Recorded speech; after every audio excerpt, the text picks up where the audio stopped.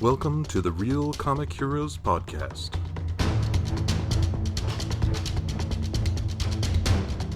Your adventure into the world of comic book movies starts here.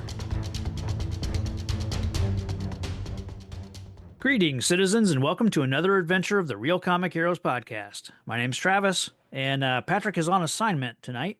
And I am joined by Adam Sheehan from I think the last time we spoke with you was The Mask, I believe. Oh yeah, All the way, all the way back in 1994. Was it that long ago? It was, yeah. So, how are you, sir? I'm great. Well, I'm fine. Let's not make Let's not go crazy. too big a promise. Right. Yeah.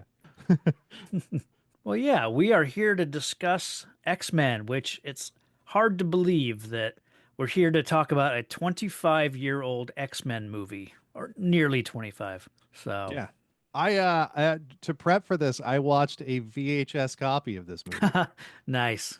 It felt right. I just happened to have one. I was like, wow, this was at the very end of the VHS life cycle. Because I think I also had it on VHS for a little while. I'm sure it got lost to a garage sale, Yeah. or a half price books somewhere along the way. So, Or it's in a landfill somewhere by now.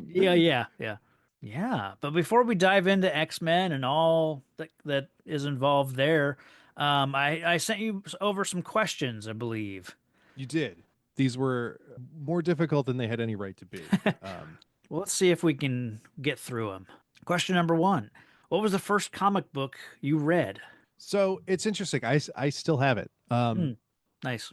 I still have mine as well. I mentioned I didn't prep, but it's right behind me. One second. Okay. This is in a visual medium. I don't know why I feel the need to do this. Well, But, I appreciate it. Yeah. When I was a youth, I was probably 4 or 5. Some well-meaning adult decided to give me as a birthday present the greatest Batman stories ever told. It was like this was kind of before trade paperbacks were really a thing. It was from like Warner Books. Okay. Because that looks larger than or am I just maybe it's just the camera perspective. It's like 200 pages or something. It's just like a handful. I just of, mean the dimensions. Like it just looks like a bigger comic book than I think it might actually even be a little smaller than. Oh no, that's smack on. Okay. Yeah. But it's just the camera. Okay.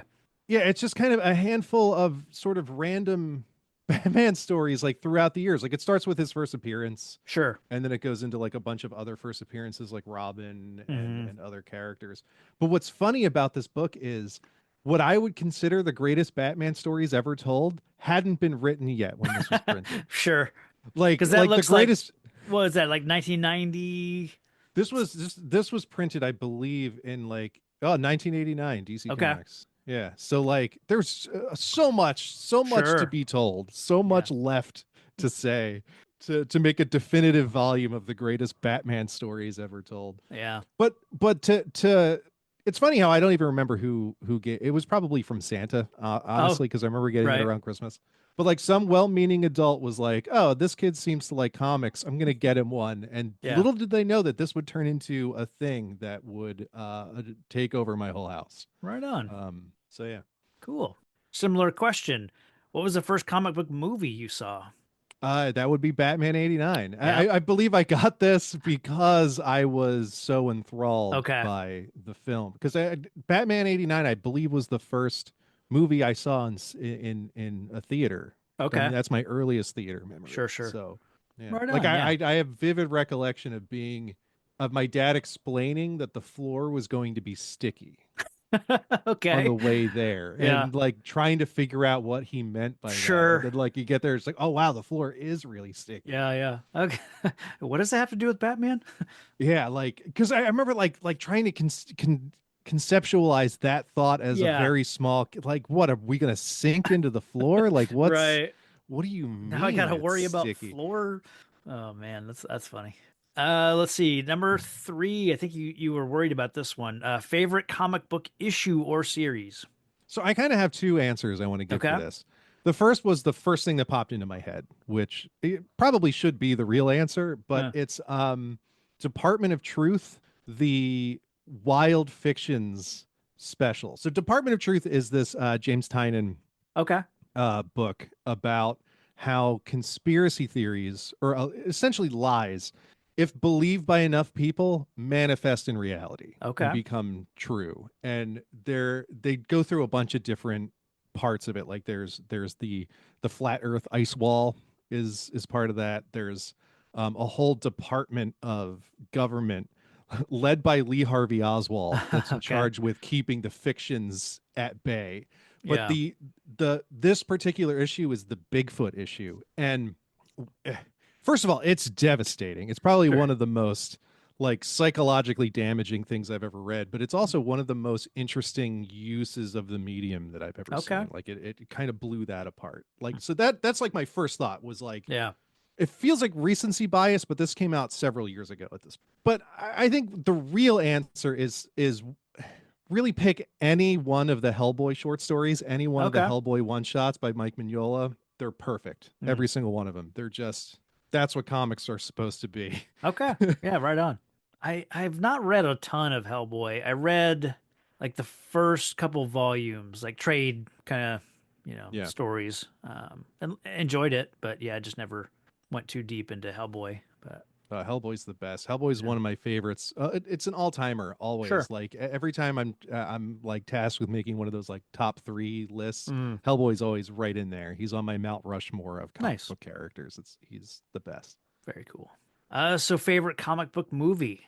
Now this one's a funny one because I tried and tried and tried to come up with an answer that isn't this answer, but it's unavoidable. It's Oh, the 1990 Teenage Mutant Ninja Turtles. sure. It's perfect. It Yeah, is. yeah. I It agree. Yeah, stays yeah, it is it perfect. stays true to itself from Mm. start to finish. It stays true to the source material, and those are two things that Hollywood comic book films famously don't do. Yeah. And it's one of the only ones that really gets what its job is. Hmm. And it's great. Right on. Good answers. Hey, thanks. Hey, Been good sweating job. this out all day. Well, yeah. Let me throw another question at you. What do you remember, or what is your memory of seeing X-Men for the first time? This is probably the most hype I've ever been for a movie. X-Men's been a favorite.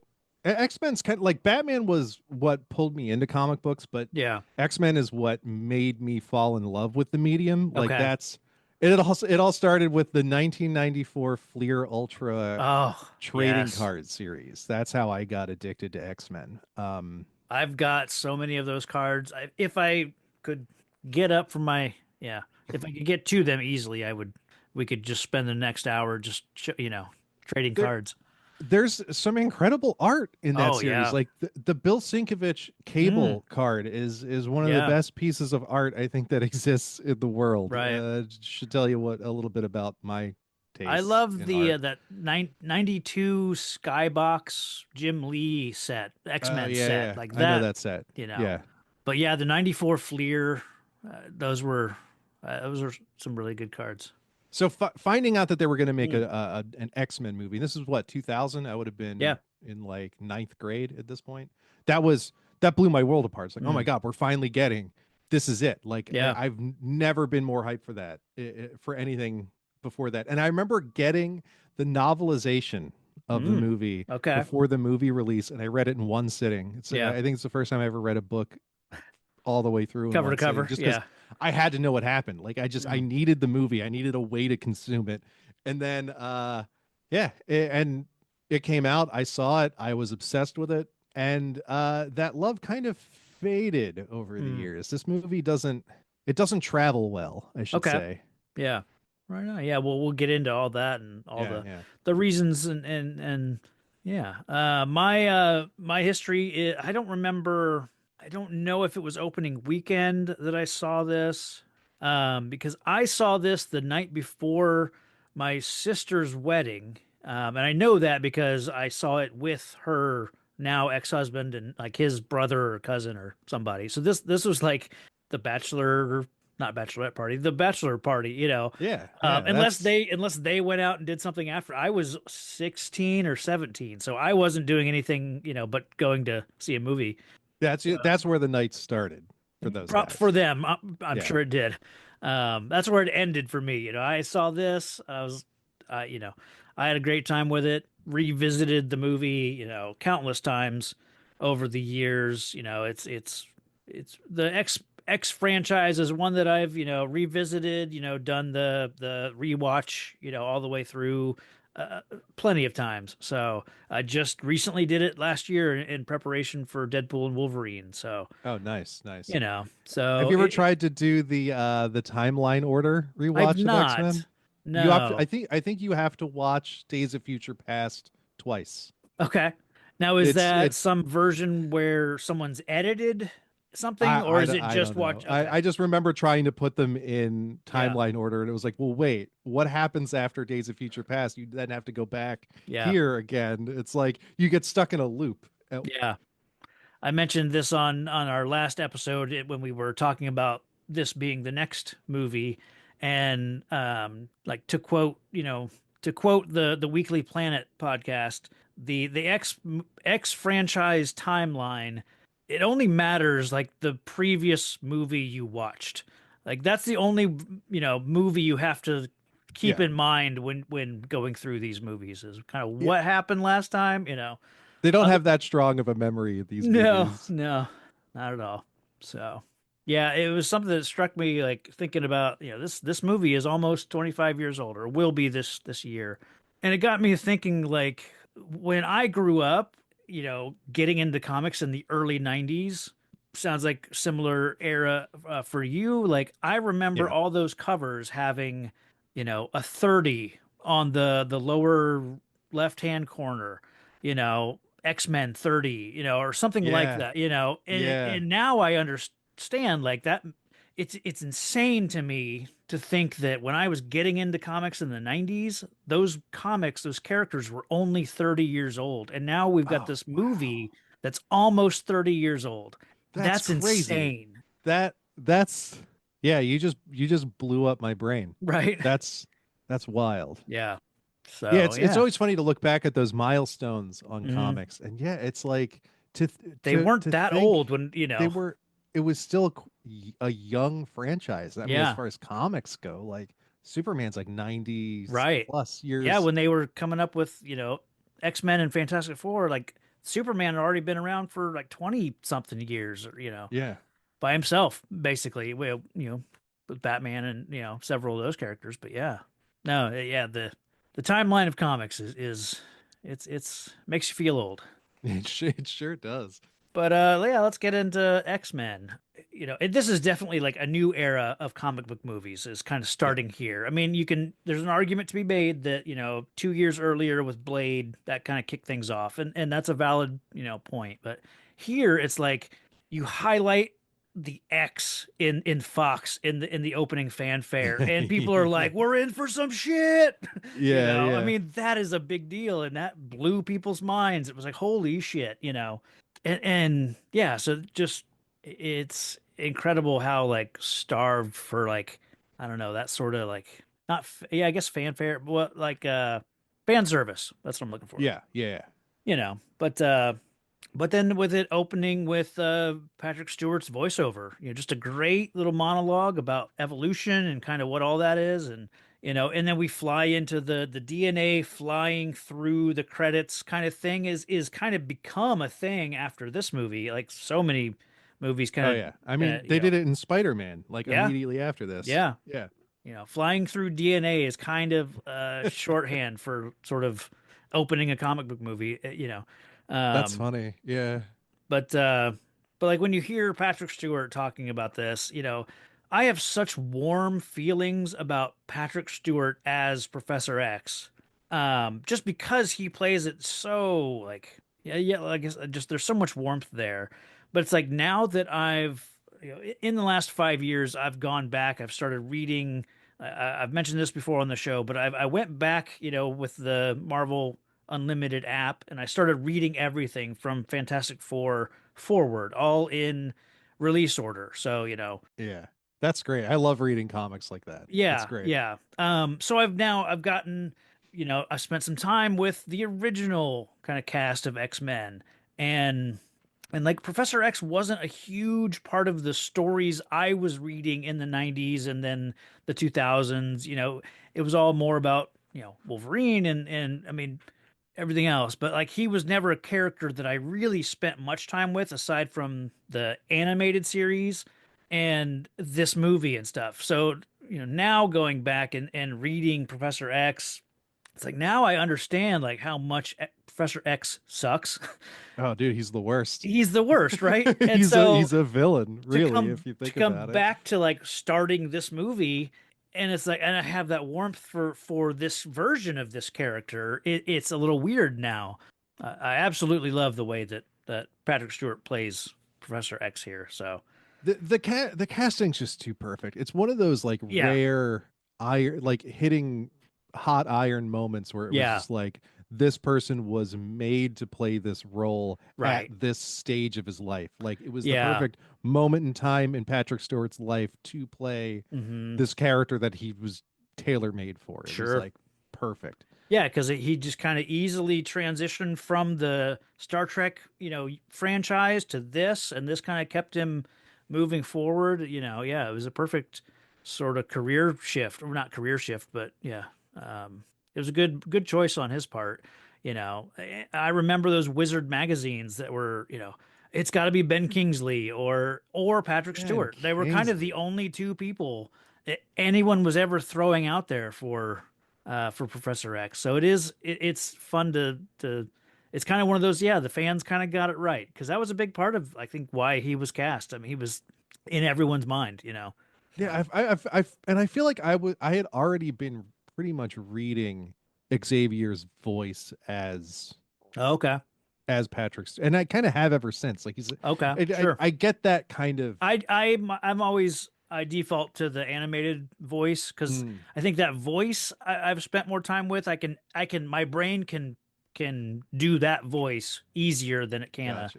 Patrick That's Stewart. But that's Cal Dodd for me. Cal Dodd will be okay. Wolverine forever. Like Okay. there's no Yeah. one else in the world Yeah. who, yeah, it's just my brain will produce Cal Dodd Uh-huh. in my head. Yeah. Um, Well, let's talk about this opening sequence that has no right to be as good as it is in it in a opens in a so stupid comic book movie.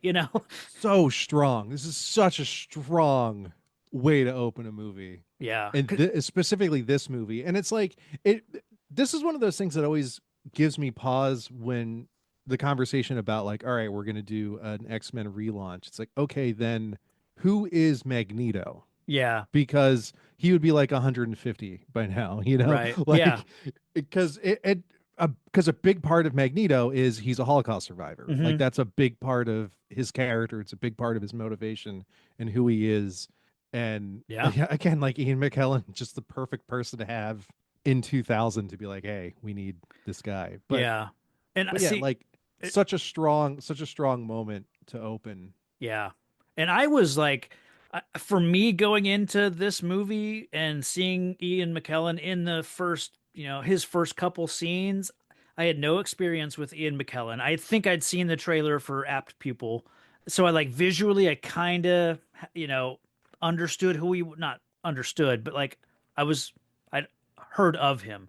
So for me, and then seeing Magneto, I'm like, this old guy is Magneto? Like Yeah. that, that's a weird choice. But, obviously I've grown up with this movie and then seen what he's done, like with Gandalf. And like, I have now come around on, Yeah. Ian McKellen. But that first, because this was my introduction to Ian McKellen, to me, it was a weird choice. But now it's like, I get it. Yeah, and I Um, remember struggling with that too because Magneto was always such a strong character. I mean, still yeah. is. It's such an amazingly strong character, and you think, who's this old dude? Yeah. Yeah. Like So, who's this shriveled up little guy? But I mean, he's so commanding in the hmm. role. Like, Yeah. But yeah, yeah, this movie goes hard right out of the gate, and absolutely. There's a lot here to talk about, but it's almost like there's too much, to kind of go into, but it's so powerful. And Michael Kamen's score, because it's yeah, almost a silent scene, really. There's, screaming and of course there's sound, but there's no real dialogue to it's just it's all sold by the visuals and the screaming and the music and yeah, it's an amazing sequence and the that muted color tones, like it's yeah, oh almost yeah, grayscale, feels but not yeah, quite. yeah. Yeah, Every now and then you get like the yellow from one of the like the Star of David on Yeah. someone's clothing will kind of stand out. But yeah, it's such a solid introduction, and like I said, it's so much better than it has any right to be in a comic book movie. You know, And the movie it doesn't stay on that level either. It's like to sure. start this strong and to taper off because it's a decrescendo from here on out, this Hmm. movie to me. Well, it's a Start tone shift too. You know, Yeah, so it's fine. I should probably disclose this. I watched this evening for the first time in a it's been a while. Like okay, I think I've even skipped this on the last few okay, rewatches I've done. So like this is a bit of a shock for me because I sure, remember it being better than okay, I've just experienced. I'm not okay, going to say it's good or bad because that's subjective, but like I don't have a lot.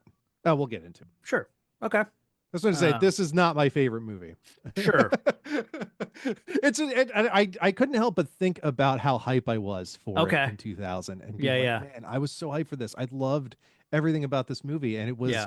it was this movie. Then after the sort of Poland 1944, where I mean, we didn't even talk about what was happening in the scene, but like you know, it's a young Magneto being separated from his family on the way to either the concentration camps or possibly a worse fate. I don't know. Yeah, it looked like it looked like one of the camps. Yeah. Yeah, But yeah, so and that's kind of when his powers manifest, and he kind of ripping this gate apart, and until the soldiers have to knock him out and subdue him. Like it's so we get to see kind of that his powers manifest in an extreme situation, which we'll see throughout we've seen in the X-Men franchise a few other times. yeah, And then that's pretty much the lore. yeah, It manifests in puberty during a moment of stress. yeah, Like yeah. it's And then we see another one, right after that. It cuts to the not too distant future, which I love that is, it doesn't try to lock it into a date, but next Sunday AD. yeah, it's a fun little nod to sort of, that's just comic language, and Yeah. we meet a young rogue, in her own way is in a stressful situation, and yeah, her power manifests itself, and kissing this boy, and she absorbs his life force, sort of thing, and nearly kills him. Yeah, Anna Paquin is really solid in this movie, and she's she had done the piano before this, I believe. And Gotten Fly Away Home. Okay. This is the first time I can recall them naming Rogue. To me, Rogue's real name was always sort of Yeah. a mystery that no one was trying to solve. Like, you know, Yeah. it Yeah. wasn't like Logan's origins. It was just kind of like we don't know what Rogue's name is, and we don't care. But yeah, when they call her Marie, it was like, huh, all right, I guess that's fine. Makes sense I that remember being bothered by it. I okay, remember being like, this is a disservice to the character. Like okay, I just remember being really bent up about it because uh it's huh, like, because it became her story. You know what I yeah, mean? Like even in yeah, comics and everything, like it solidifies it. yeah. I always kind of I've taken issue with that of Okay. like a movie taking a liberty with a comic book character and making it canon. Okay. It's Okay. it's like yeah, I mean you can do whatever you want with the character, but like just making it like Yeah. manifesting it out of midair and just making it canon. Sure. I've always That's had an fair. issue with that. Yeah. Not that Rogue can't have a name, but Sure. Sure. Yeah.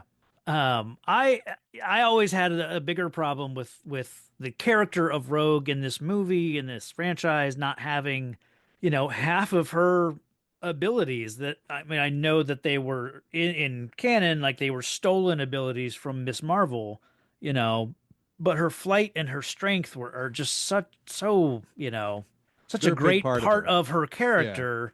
And I know if you break it down to her essence, like yeah, her ability is the stealing people's powers, and there's a lot you can do with that, but I feel like they don't do a lot with her character after this. She's a major part of this movie, but I feel like after this, what does she contribute, on a team scale in the next few movies? Like, well, depending on which version of The third Days one. of Future Oh, Past you're watching. okay. I don't know if I've seen the Rogue. Is it the Rogue Cut? Is that The what it Rogue is? Cut. Yeah, Yeah. I don't think I've watched that one. It's been a minute for me. Okay. You know what? That when you have to watch Days of Future Past twice in Sure. timeline order, just watch one with the Rogue Cut and one without. There you go. It struck me watching this time around everything that they're saying in this Senate hearing. When we transition to the Senate hearing, we meet Jean Grey and we see Senator Kelly. Everything they're talking about is so relevant to today. You can take out the word mutant and you can add or swap it with, black, queer, trans, minority group, and it's still like, I mean, like I said, it's still so relevant. Yeah. So it definitely, especially now, like it was a interesting scene to watch, with, It is but that's sort of the, it is weird how that seems it's always been relevant. Like there's yeah, this allegory in X-Men yes, that is always relevant no matter who that group is. right. There's always some group that's getting ground down Hmm. in our society, and they always seem to fit Yeah. that. And that's why like X-Men is a very popular book in those communities, Yeah. It's a, there's no, should, no surprise there. I'm glad that it exists for people to latch onto, that need it, Yeah, but that yeah, need to see a bigoted senator melt. yeah, yeah. Yeah. I mean, we all, I do enjoy a good melt, but we'll get there. yeah. Let's see. Yeah, Famke Janssen as Jean Grey. I love the choice. It still surprises me. Like it seems like they would have gone for, well, I guess I have a list of people that, well, for some characters the lists are longer of who they kind of, either went for or, I don't know how far into the process, but like with Jean Grey they went to Charlize Theron, you know. Oh wow. I forget if that was she turned it down. I don't remember what the situation was there, but I read that for Professor X, Michael Jackson wanted it, Oh and no. no one contacted him about But he was also going for Jar Jar, around this time, so everyone, kind of like, oh, that's nice, yeah. Jeez, man. Uh, Yeah, we need we need fewer controversial people working on yes. this movie, please. Yeah. There's enough. There's enough as it there's is. there's Plenty to enough go around. bad Wikipedia Yeah. articles attached to this film as it is. Yeah. Who else? For Rogue, I guess Rachel Lee Cook was in talks, and I think she backed out of it to do something else, and has later said that she regrets not being Rogue. So, That could yeah. have really worked. Yeah, I think so. Let's see. We get the Professor X reveal, and at first, the first thing you see is that bald head. It's like, oh, okay, we're in good hands here. Here we are. It's an Yeah, X-Men movie officially. yeah.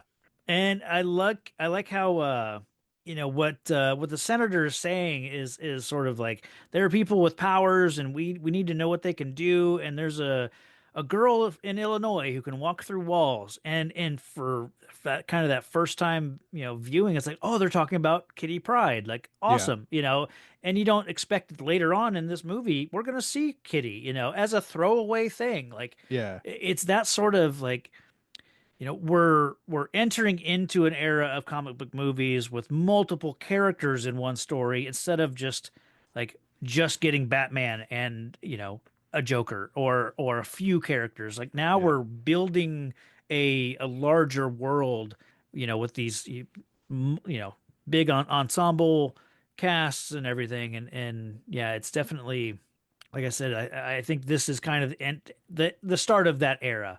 So. Yeah, it's there's a lot of like cookie crumbs and Easter Hmm. eggs. There's some stretches of this movie that are just jam packed with just tiny little snippets and tiny Yeah. little vignettes, and the whole movie kind of feels like a collection of shorter movies smashed together. Like you get this kind of Yeah, like yeah. Rogue has her own little thing, Magneto's got his own story, and then you've got the Senator. It's like a lot of little side tendrils, all kind of Hmm. like any one of these could be a single issue of a comic. Like it Sure. kind of has that sort of feel about it. Yeah. Bruce Davison as, Senator Kelly, like totally fine. I'm not a huge Bruce Davison fan. He's popped up in, he's kind of that guy. He pops up every Yeah. now and then. He's really good in an episode of Battlestar Galactica where he's playing a racist doctor. Like he won't provide treatment for, members of one of the colonies that are on the ship with them. So I don't know. Maybe that's just his, sort of his niche, I He's got a guess. character type, I guess. Yeah, I guess so. There is a nice little cameo, I guess, from when Rogue is being, next time we see her, she's traveling up north in the Canadian, wilderness, and the truck driver who gave her a lift is George Buza, the voice of the animated series Beast. So, Oh wow, I did not know that. oh yeah, yeah. That's incredible. Yeah.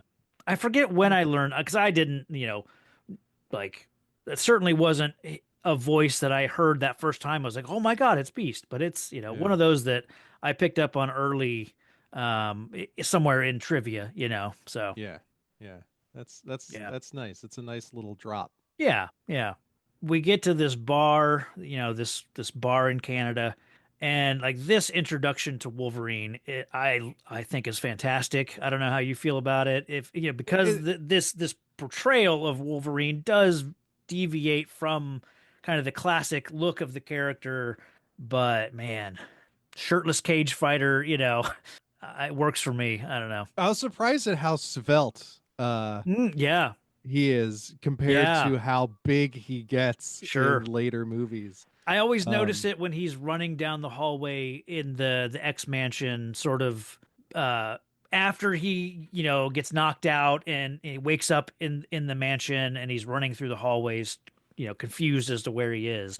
He looks small there. Oddly enough, that But is where my VHS tape of this movie was last watched. You know, when you put in a VHS okay, tape, you're like, yeah, where did I give up on this sure. last time? It Yeah, was yeah. it was that exact scene. But Nice. yeah, like that's a good point. It's like those wide shots of him are you're like, oh God, like he's a string bean in this movie. Yeah. But yeah, that opening scene, I, I must have cheered out loud when I Okay. saw this in theaters. Like I was so pumped for That this. first when you hear, he's in this cage fight, that he's up against this big guy, bigger than him, and he's kind of, he's knocking him around, he's punching him, he gets him on the ground, I think he kicks him, and then he decides he's had enough, or maybe he got kicked in the balls at this point, which he was told not to do. And Yeah. when Logan like comes at the guy, fist on fist punch, and you hear that sound of, we know that he's got this metal skeleton, and so we know as the audience like what that does to this guy's hand, and Yeah. it's such a perfect moment to, because once you get that, then you see his face for the first time full on, and he stands up Yeah. and he just starts. I mean, makes very short work of this guy, And then he gets him Um, with the headbutt and you get the yeah, sound again. But yes. my question this time around is why would it make that sound? It makes like a hollow pipe wrench sound. Uh, Like his skeleton is inside his body. It wouldn't resonate like a tuning fork like sure. that. But I mean like Yeah, it makes sense from a filmmaking standpoint. You're telegraphing to the audience that this guy is made of steel. yeah, Like, yeah, but I just for some reason this time around I was like, why on earth would it make that sound? sure. Like Yeah. you're hitting a bell. Yeah. I don't know. But like as far as, getting the character, once we like it transitions to like he goes to the bar to get a drink afterwards after he's, collected his money, and like they get the temperament of the character, I think, spot on. And so I think once as we go through the movie, we can see what Hugh Jackman can do with this character. I think that's when it's like, oh, the height difference doesn't matter, because this guy can play this character and he's really Yeah. good at it. So, a couple other actors who were, at some point considered or in talks for Wolverine. Dougray Scott, who was in our previous movie we just talked about, Mission Impossible 2, injured himself on that movie on like one of the bike stunts, like injured his ankle. And I read that also Tom Cruise didn't want him to, or didn't want him to leave production or I don't know, scheduling wise or something, didn't want him to commit to it. But yeah, he was supposed to be our Wolverine. But Oh wow. yeah, due to that injury, he kind of got Things happen. yeah, yeah. Yeah. Viggo Um Mortensen was considered. He turned it down. Let's see. Russell Crowe turned it down, but is kind of the one that hipped them to his friend Hugh Jackman. And then, of course, there's the story of Glenn Danzig from the Misfits. Is it Misfits? Is that right? Yeah, yeah. Who said, I believe, said, and I quote, after seeing this movie, yeah, my version of Wolverine would have been less gay. I think Oh is what no. he said about not being Wolverine. So That's I'm glad we that's don't have Glenn Danzig as Wolverine. that's so funny. I did not know that about Danzig. Yeah. Had you heard that he was talked about for the role, or did? No, I didn't. Oh, But okay. like, I don't know. I think there's a part of me deep down that wants to see that movie. I Right. remember one time reading something about a talk about an X-Men movie in the 80s, and they wanted Bob Mm. Hoskins, Yes, he and was I the was like, other one that was considered. Yeah, that would have such been a different movie. brilliant, such a brilliant choice. Yeah, To just put just Bob Hoskins in there and make him indestructible would have been yeah. so funny. It would have been so great. I forget who it was.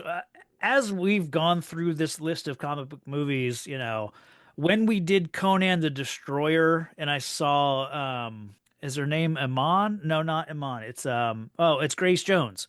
In Conan the Destroyer, it's like, well, that's your '80s Storm right there. I mean, that is who. If you're Oh, making an '80s X-Men movie, that's yeah. Storm. There were a Yeah. few others along our road here that I've been like, yeah, that would have been so and so. I forget who else I fan casted now, but yeah, Bob Hoskins in an '80s X-Men movie, sure, yeah, he's got the right. Back when it was like we can only have a professor. Patrick Stewart can be the only choice because he's bald. He's known for being bald. He's the only person that can play a bald man. It's that kind of mentality of like we're Right, so right. like typecast, or like we're looking for people that already look like the parts, or we're Yeah, not gonna. it's just playing the game of what's the most obvious decision. Yes, yes. It's Which the this same. movie kind of feels like a little bit. Sure, sure. A game of what's the most X-Men thing we could do in this Right, moment. right. It's the same thing with like everyone was fan casting Bryan Cranston as Lex Luthor because we'd spent years Mm, watching him play a bald character. It's like, come on, people. right, Like, right. yes, he would nail a Lex Luthor, but it's not because he's, you know, can play a bald guy, Right. What else? When we see, Logan, he pops the claws for the first time. I love that. I love that they Yeah. made this change of it no longer comes out of the back of his hand. It comes through his knuckles, which just to me just makes sense. Like for some reason, it just works on screen. In the novelization of the movie, Mm, he has 4 claws in each hand, really? which was just it's like if you want to make a comic book fan's brain itch for 300 pages, Uh-huh. that's the best way to do it. Oh yeah, he has 4 claws. It's like, did no one give you any like Right. concept Yeah. art or an issue of X-Men like Yeah. that? I remember that That's bothering me that's throughout the weird. whole book. That and then I like I remember sitting in the theater and going like, he's not gonna have 4 claws, is he? right. And then when they finally popped, I was like, oh thank God. Oh Yeah. God. That is odd. It's just unsettling. Yeah, like why would there be I mean like why would there be 3 also? Like Right, right. it doesn't but like Absolutely. it's such an iconic Yeah. part of the character to get It's wrong. like if you think about it, if the claws are meant to act as his animalistic, like actual claws. He's got 4 fingers. He would have 4 claws. That actually kind of makes sense. But in a weird way, it makes more sense. But yeah, from but yeah, it, that's it, so funny to me.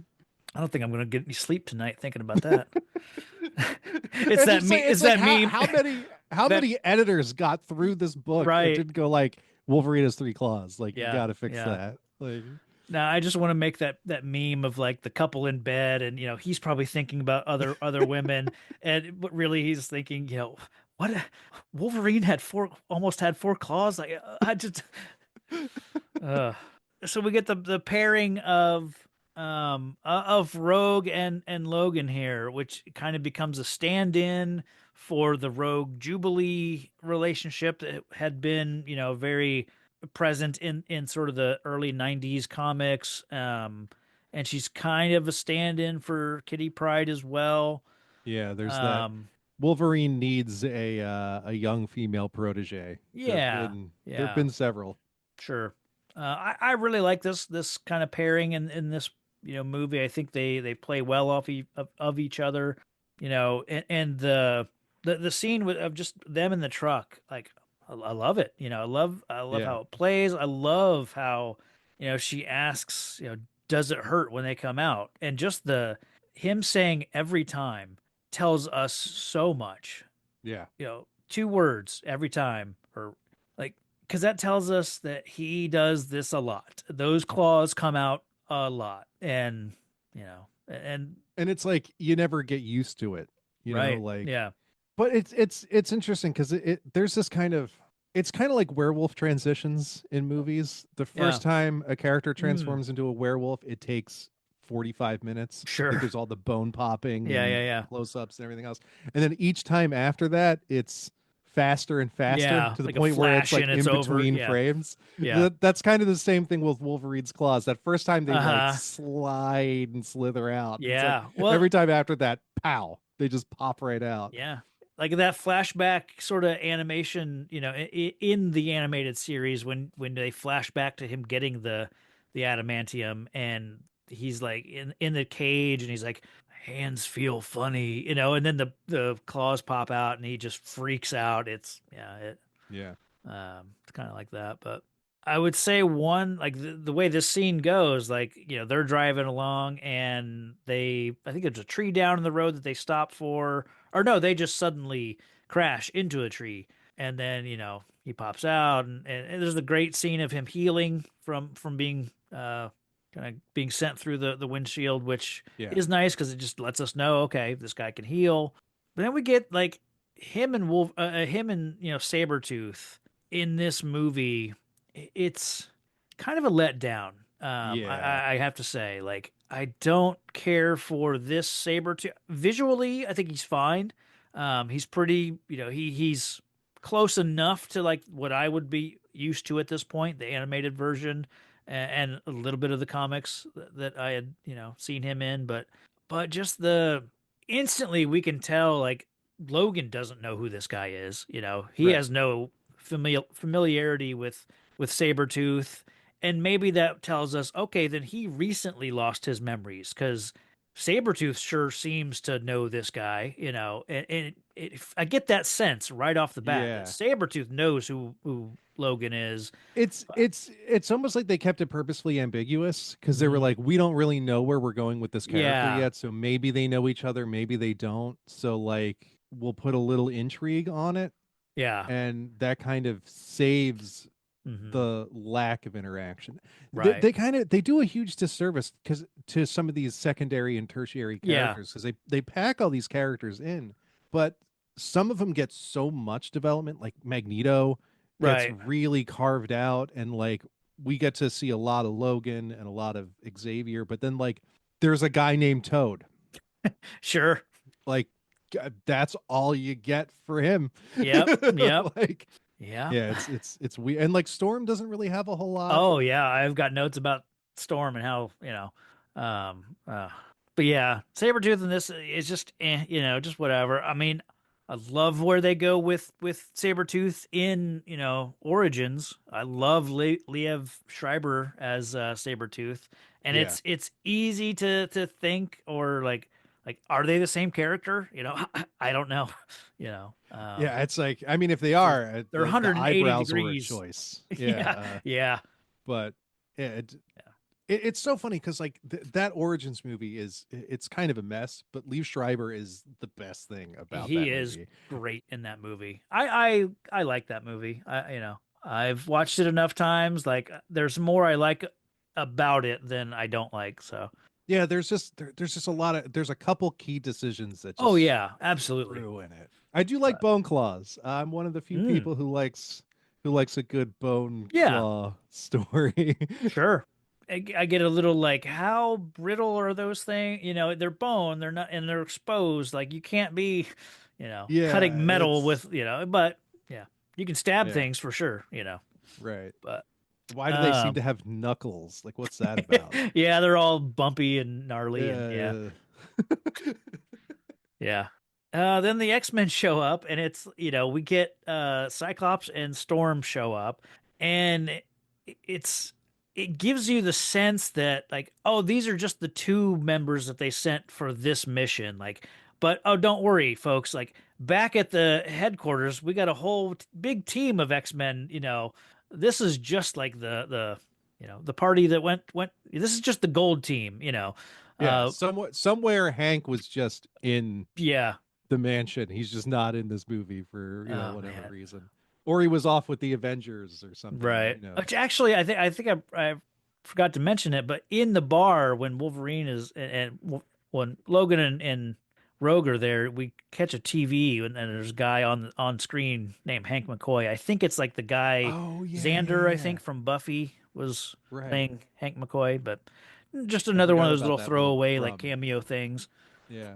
But yeah, I mean, to the fact that like the X-Men are three people, uh Jean Grey, Storm, and Cyclops at this point. It's interesting. It feels so small, But I at the get same time, like they still don't seem to have enough time. This movie really felt like it just didn't have enough time yeah, to do any of the things it was trying to do. Like yeah, it just you get rushed through the plot of this movie and yeah. they leave all the character design on the table or the Oh yeah. character development on the table. And while it's a small cast, it also would have been a tragedy if it was bigger. Like if they Sure. had a bigger The, cast, it would have been even worse.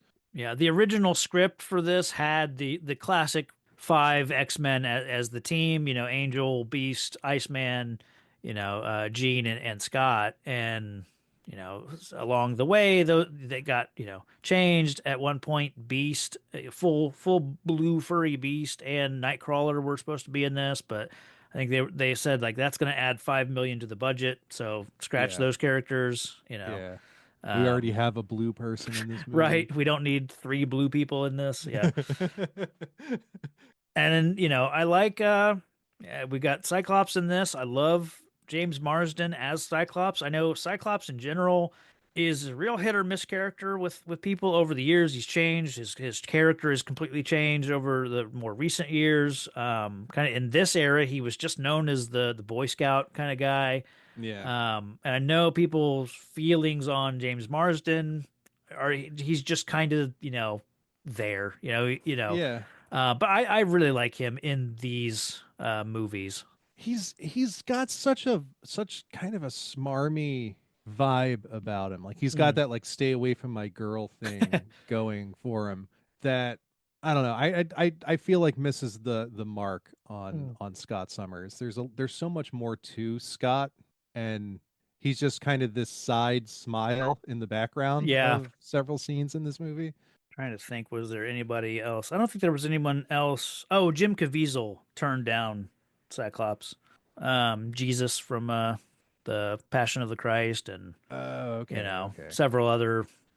Janet Jackson, I guess, was interested in not in Cyclops. I was gonna As say Storm.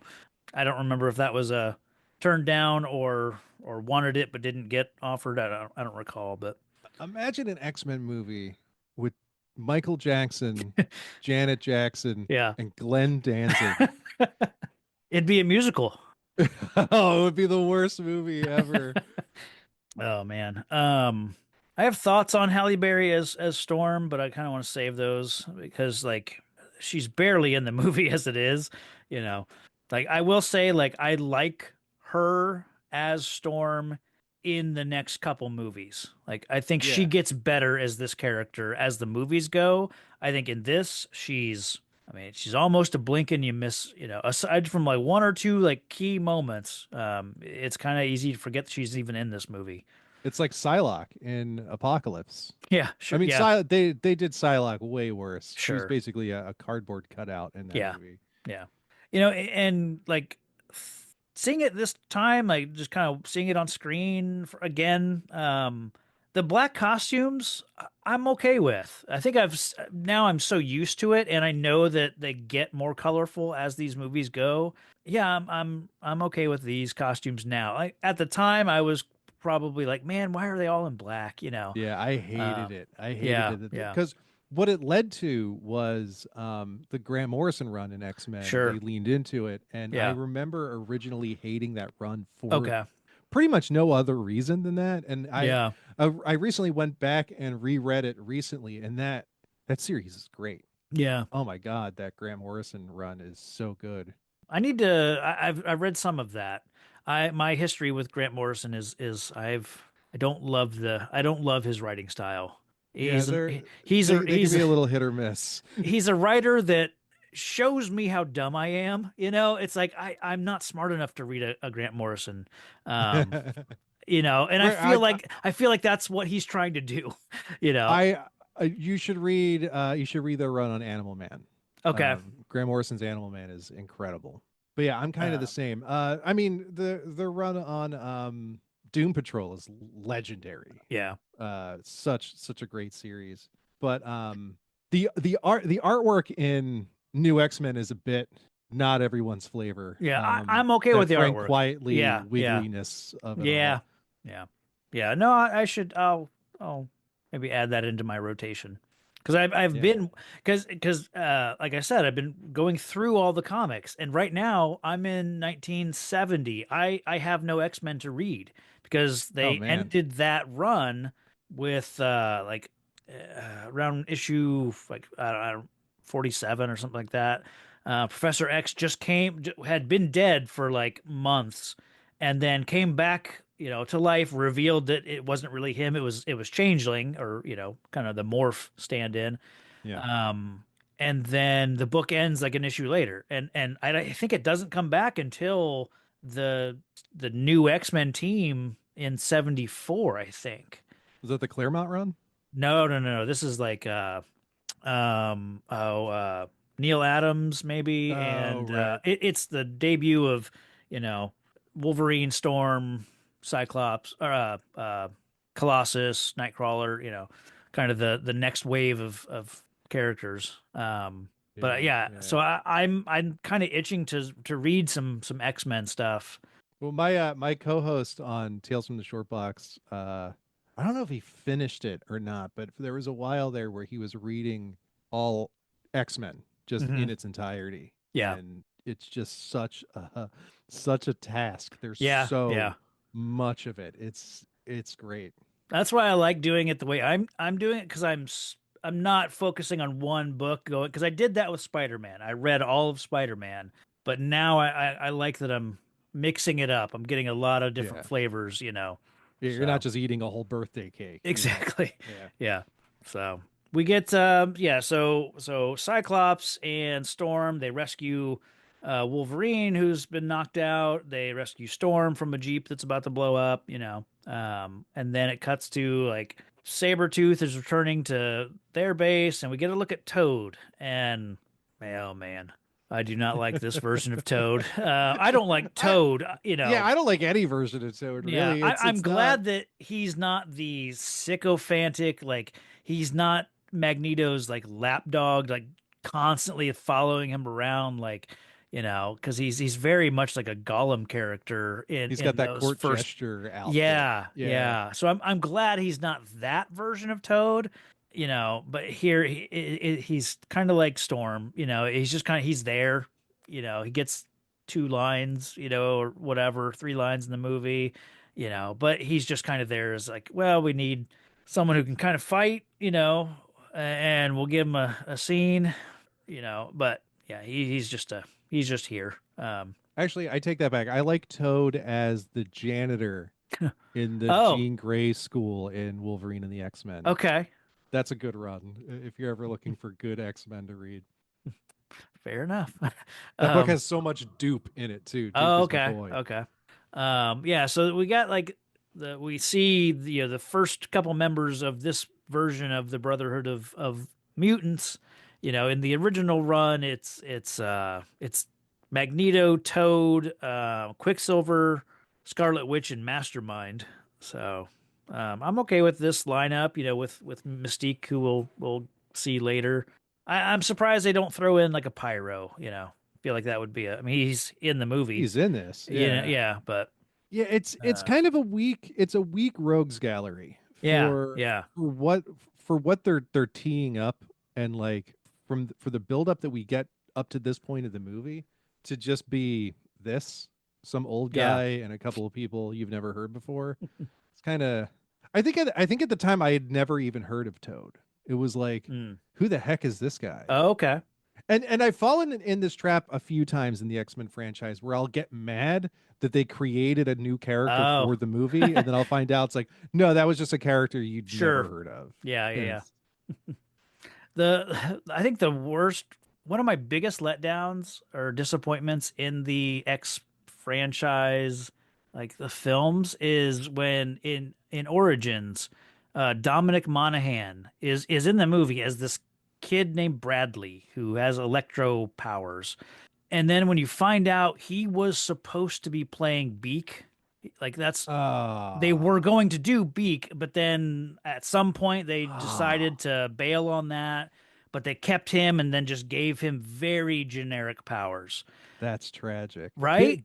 Beak is from that Grant Morrison. Yeah. Yeah. Yeah. Beak's one of my favorite X-Men characters. Yeah. He's great. I've God. read him Just in some of the newer X-Men stuff with like the Krakoa, yeah, and he's yeah, he had well, that I like the that family. tragic story of Yeah. yeah. So, He gets a tragic story in the Krakoan era. yeah. Beak is one of those things because like when you think about mutation and Hmm. you think immediately, oh, it's some sort of superpower, like, Yeah. whatever that is. Yeah. But you don't often think about like, what if it's just something lame? What You're if you right. just have a beak and that's Yeah. you're just a bird You're a guy? mutant, Like, but yeah, you don't have the I in the back of my head, I've wanted to write some kind of story set in the X universe about the people who don't have the glamorous powers, essentially the mystery men of the oh X-Men yeah, sort of thing, like the lame, sort of characters, like I gold think there's balls. exactly. There's a story there. There's Although gold something. balls became one of the most Yeah, important and powerful right. mutants in the Krakoan era, but like, yeah, when they came Yeah, out with gold, I was like, who is this guy? right. What is he? He can manifest dodgeballs. What the hell are we Yeah. doing They here? they I like how they came up with something cool for him. I don't know Yeah. how that came about, but yeah.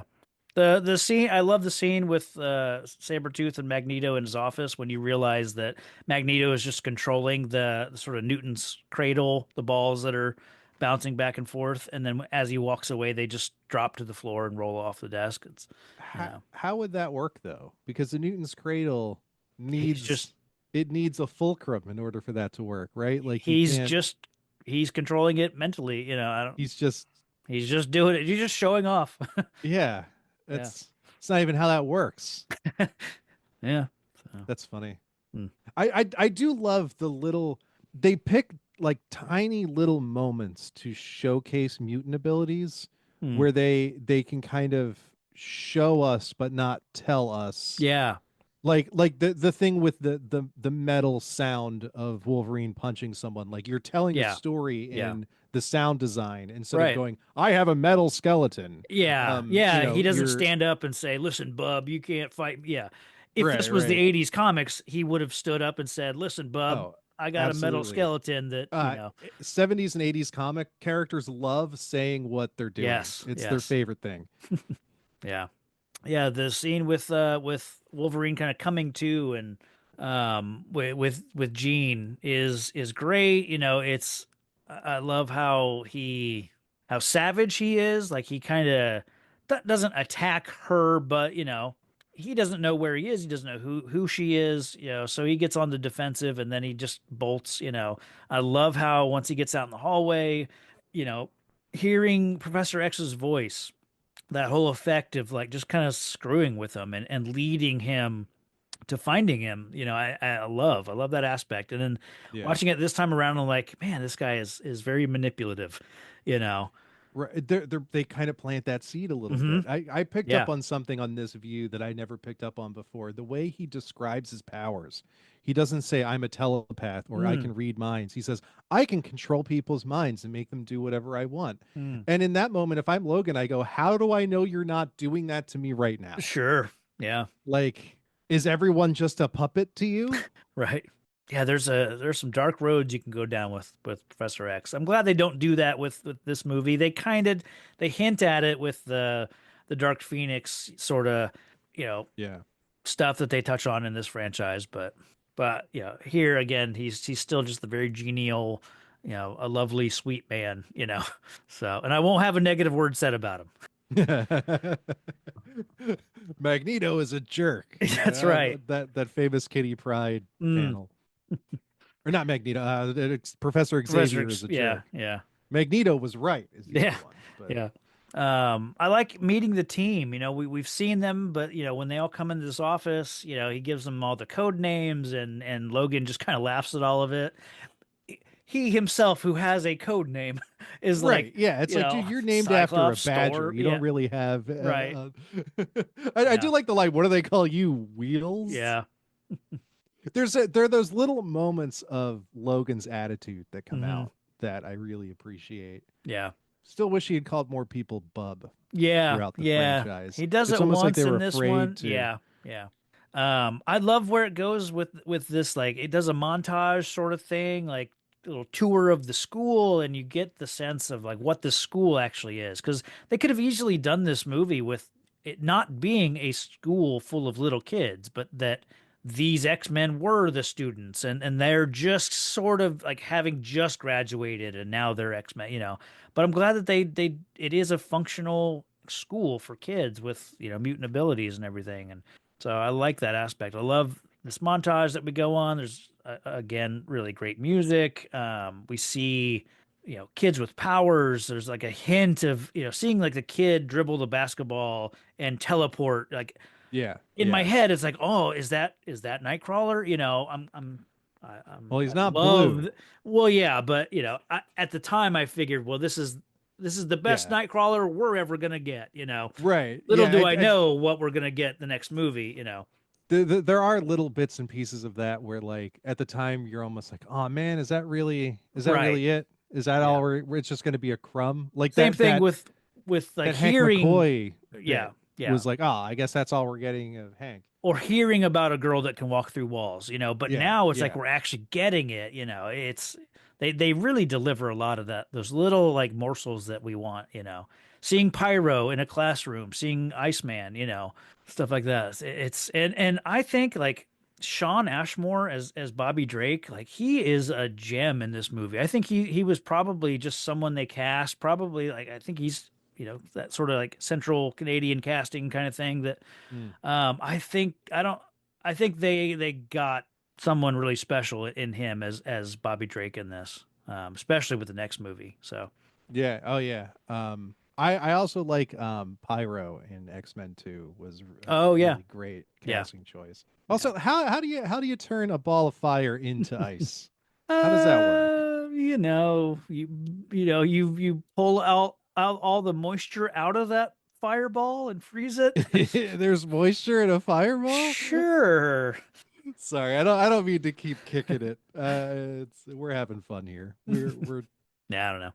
it's I like it's what. it's that decision. I actually have I have some like scattered notes on this. Mm, The note I have about this that particular decision was every decision in this movie was almost began with the phrase, "Wouldn't it be cool if?" Yeah. And Yeah. then nobody else went like, "Why would we do that?" They went, "Yes, let's do Right. it." And it's Right. like, "Wouldn't it be cool if he turned the fire into ice?" And no one like stopped for a second to go like, Well, how would "Why that would work? that Right. happen?"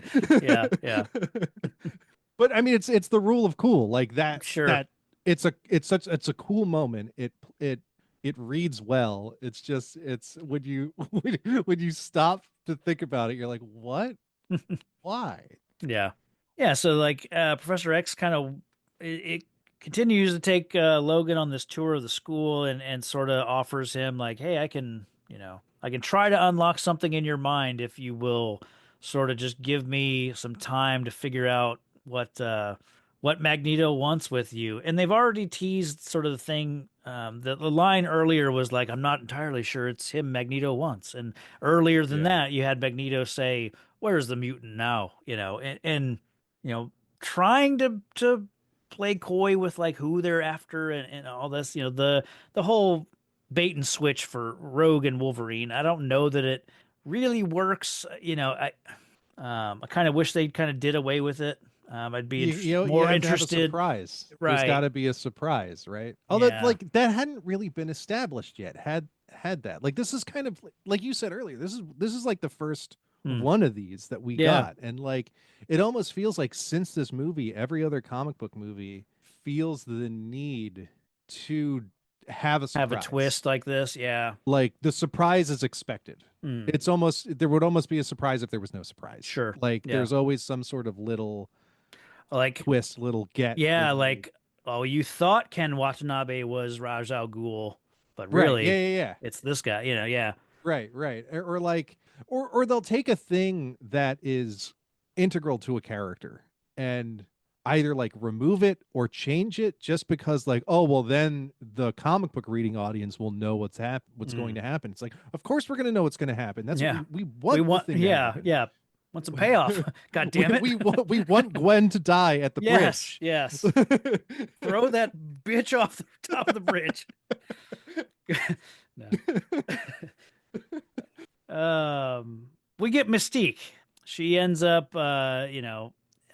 Senator Kelly gets in his helicopter with his assistant, and they fly off. And then he realizes like he's over the ocean all of a sudden, and he's like, "Where the hell are we?" And then his assistant Henry Gyrich, which is another name that like that is core X-Men, Yeah. name, transforms into Mystique, and I was always kind of torn on this version of Mystique.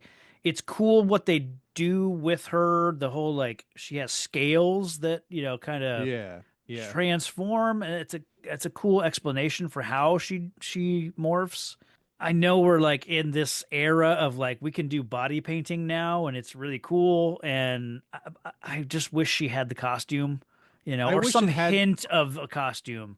I wish it hadn't persisted Yes. to the Jennifer Lawrence version of this character. Yeah. Like it was, yeah, like I guess look, I'm not going to complain, right? But Sure. like why would she be naked? Like Right. I also kind of understand that to a point cuz like Sure.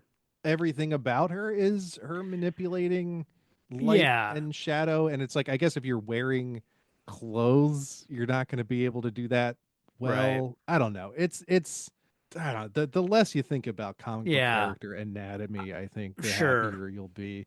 But Well, yeah, and it's definitely a strange decision. Again, yeah. again, it's one of those like, hey, wouldn't it be cool if we Yeah. did Yeah. Mystique and body paint and everyone went thumbs up? hmm And with Mystique, it's like I liked how they use this Rebecca Romaine version of Mystique.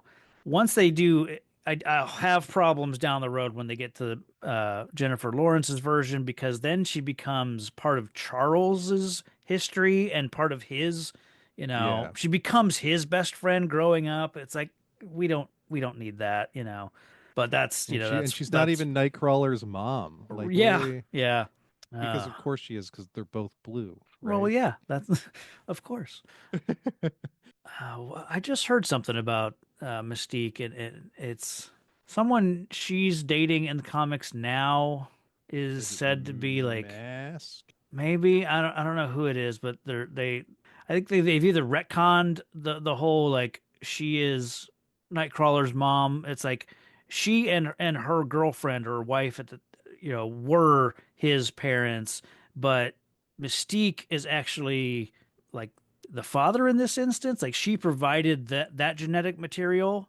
I don't know. Weird. Well, So, it's Destiny is Mystique's wife in the okay, comics. The two of them play a huge role in the Krakoan era. okay, Like really beautiful storytelling with those two in the Jonathan Hickman run. Mhm. Can't recommend that run of X-Men enough. Right on. This whole like we see the setup of it here, the transforming Senator Kelly, into a mutant.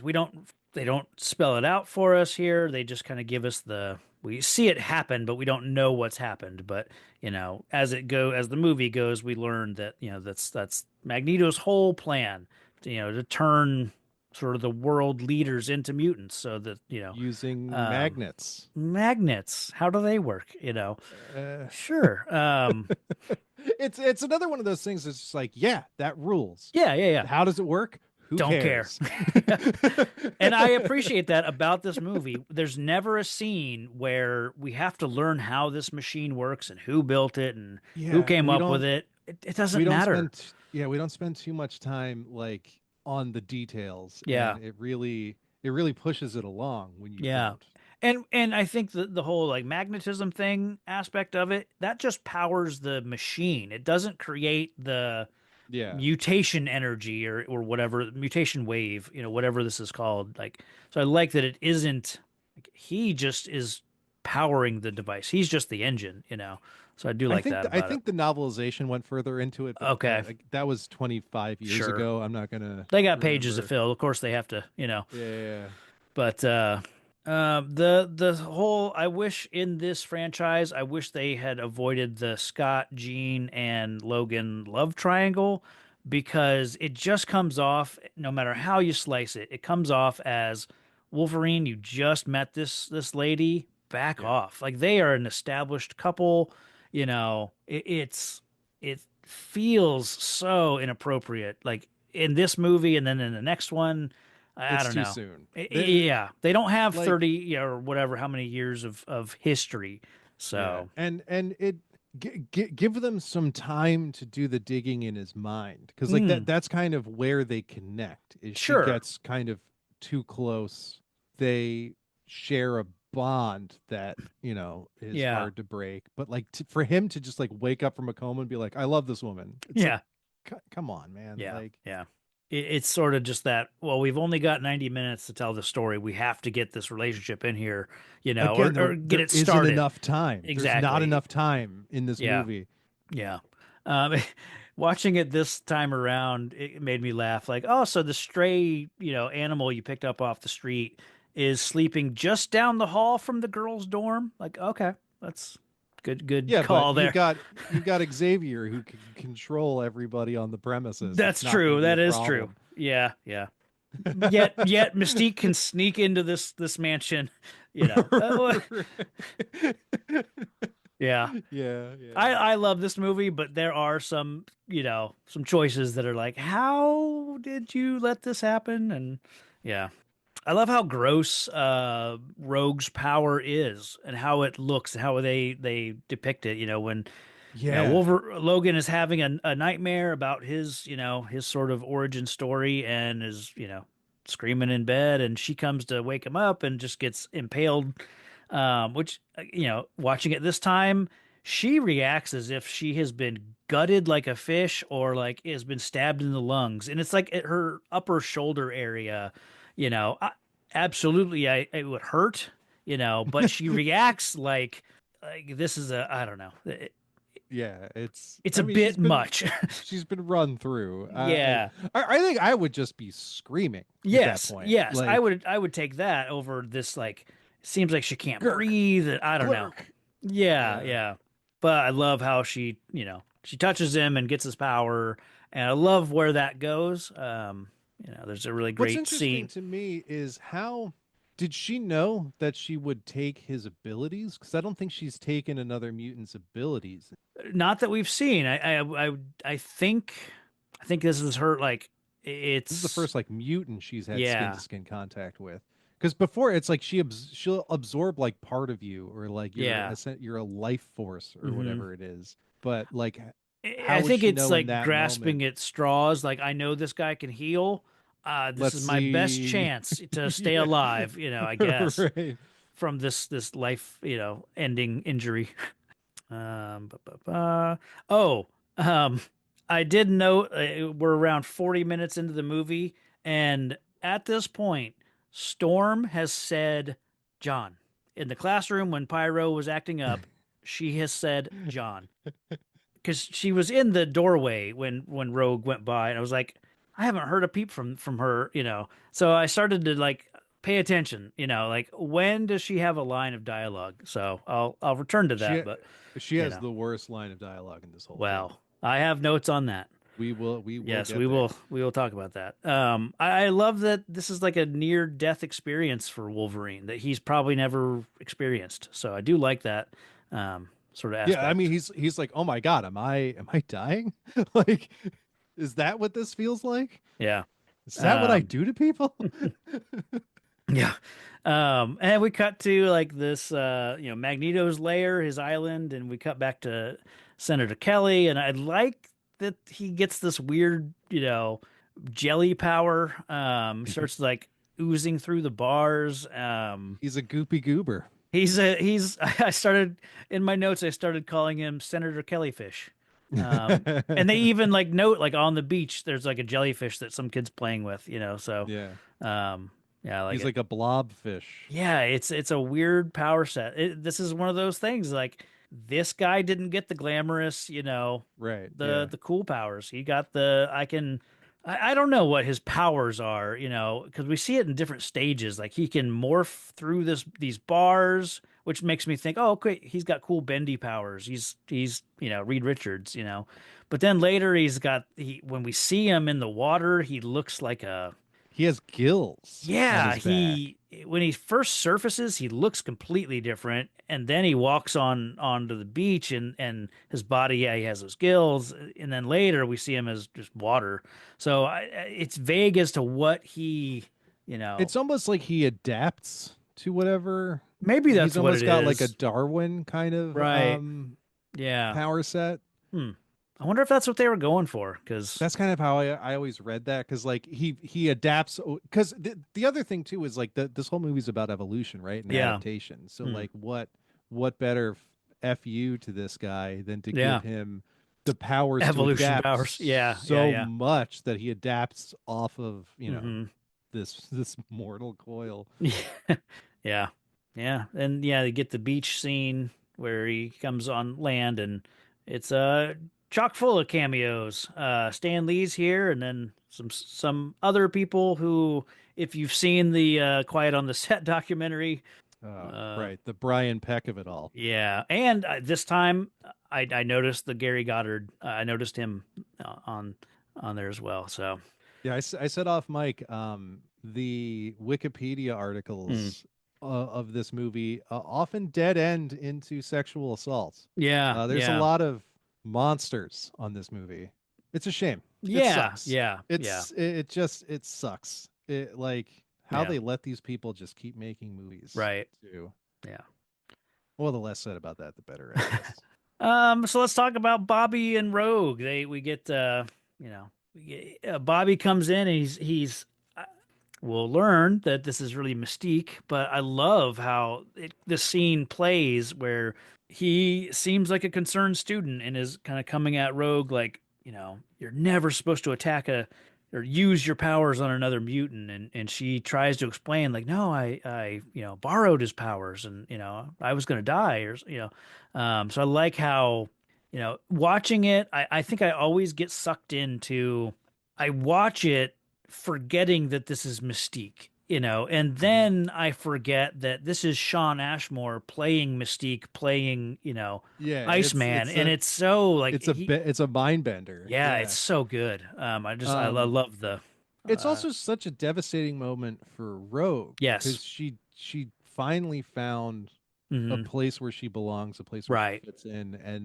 and she found a boy that she likes, Yeah. and it's just like you should die, and it's like all right, well now Yeah. I guess I'm right back where I started. Yeah.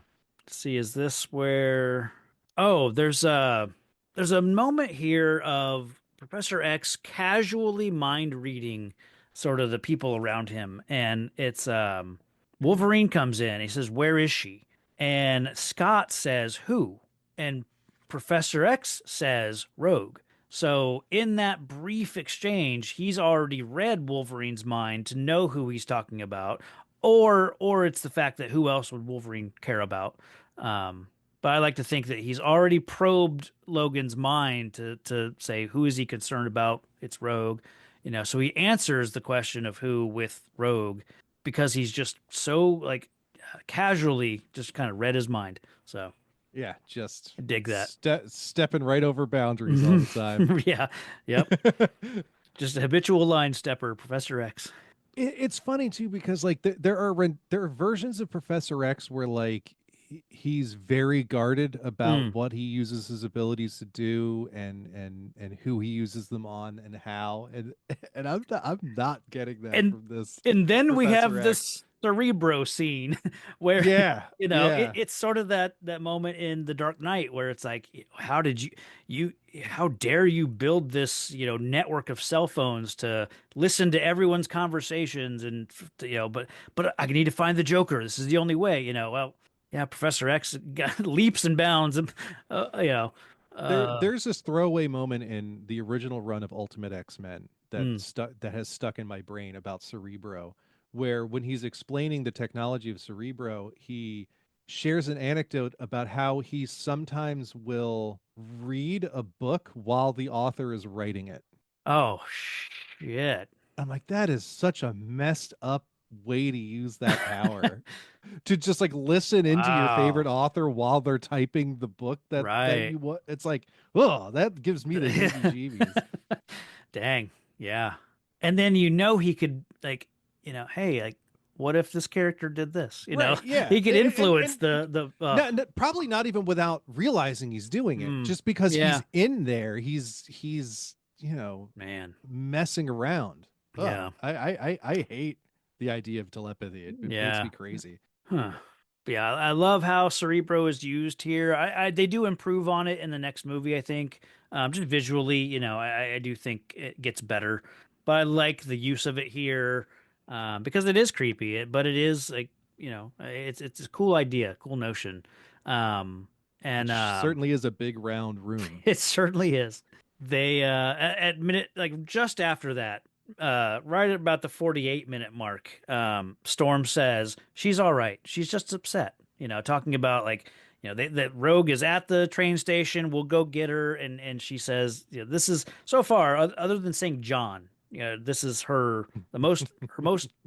This is the most that she's had to say so far. So just Also, found that you're really interesting that just the idea of casting, someone notable like Halle Berry at this point, who's recognizable, who's sort of, to give her nothing to say, it's just yeah, it's it a doesn't. It surprise.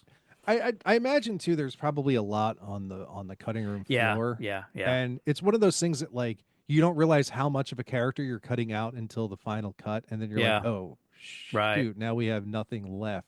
It's kind of like how Ernie Fair. Hudson was supposed to have a lot more to do in Ghostbusters, and by Sure. the end of it, it's kind of it sucks because it's kind of a famous trend among black actors Sure. in ensemble casts where Get less to they get do than yeah.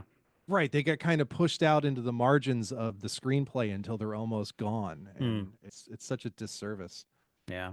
But it's just funny to be sitting in a giant bubble that you can use to sense anybody's mind, and you don't know that there's an intruder in the room with Yes. you. Right. Yeah. Yeah. Because at this point, my timeline, like thinking about this movie, always gets messed up because Mystique is on the grounds. She's not yet because he uses Cerebro here, and it works. And then just after this, she comes in and swaps the goo, filter, on on Cerebro, and the next time he'll use it like in 20 minutes is when he gets affected by it. So it is odd that, she's here somewhere, So I don't know. Yeah. But the scene on the train with Rogue and Logan is my favorite scene in the movie. I love how these two actors play this. I love how when he says how like that Professor X genuinely seems to care, and that's a rare thing for people like us. When he says people like us, her eyes dart open because it's the first inkling that he has given her that like I'm with you. I'm one of you. I'm not just gonna push you away. It's he gives her so much in that moment and just saying us because we Right. are connected, And her whole life she's been the only yeah, one of her. And then even when she did meet a bunch of other mutants, they treated her yeah, like, she was, well, I mean, she was manipulated into right. thinking she was less Yeah. than. Yeah. So yeah, no, this scene just it always plays well for me. I still love it. And the music, the Rogue and Logan theme, is really solid. So but yeah, the whole like train station sort of sequence, it's probably the best chunk of the movie. Because you get I think a really cool scene with Sabretooth and Storm, which is kind of a matchup. They don't have a fight scene, but like a pairing that I'd never considered before. But when he walks up to her, pins her against the glass and says, scream for me. Like you get this hint of like, oh, this is a sadistic son of a bitch. Like Yeah, there's something to this character he that has done this before. he's done this. He likes doing this. Yeah. It gives us a lot of character motivation or just like a bit about him that I wouldn't have expected, because then later they call back to it. He approaches her in the Liberty Torch and says, you owe me a scream. Like he's really into her and he wants to get a scream from her, which says a lot about him. So I like that they at least give the character something that's not just growling. So He growling and snarling. Yeah. yeah. So and it feels like Victor Creed that I know from the animated series, where he's just a nasty dude. He Yeah. just likes hurting people.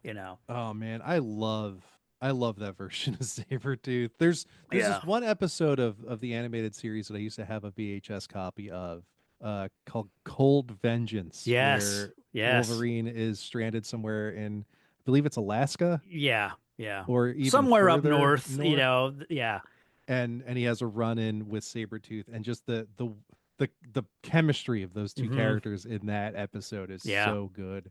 I rewatched that in preparation for the X-Men 97 series. So yeah, nice Nice. fresh in my memory.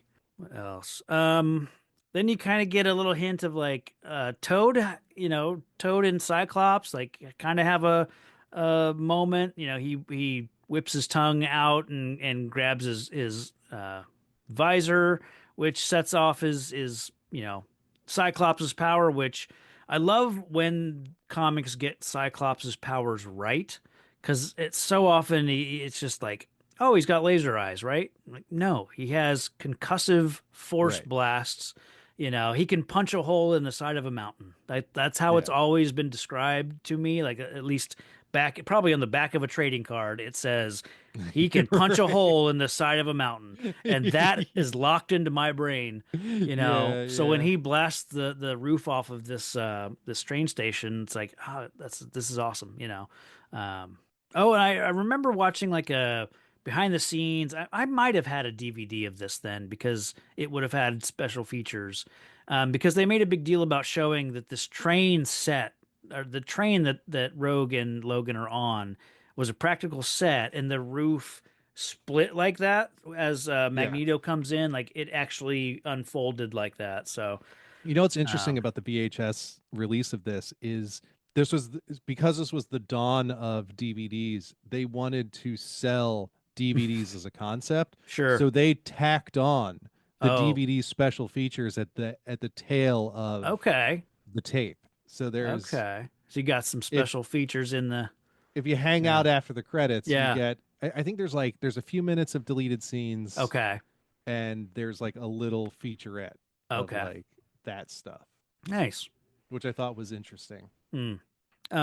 This is where we get to see sort of Magneto in his, all his glory. And I love where they go with the helmet in the later films.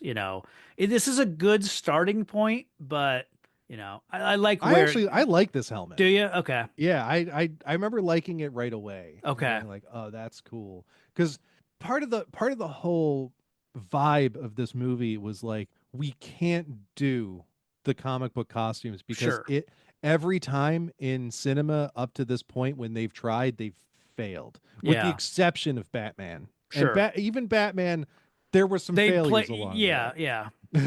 Well, and So they it's just like, had to do a hard rubber suit instead of, yeah, yeah. he'd look like Adam West, Right, right. Yeah. So like they're like, we can't do that. So like Yeah. every visual decision had to be different enough. And I think the helmet for me kind of lands. Okay. Where Yeah. the leather jackets kind of don't. Okay. Yeah.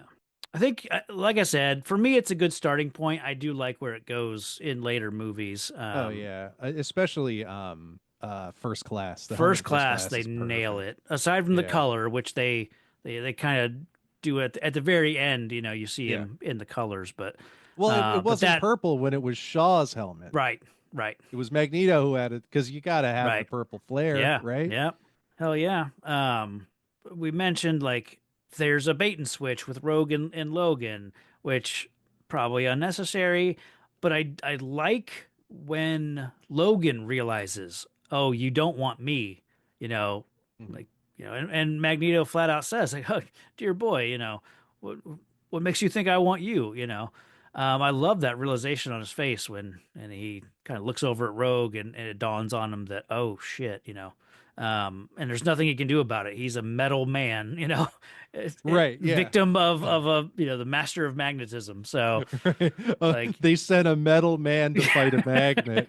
yeah, I do like this. There's that moment where they call to what is that?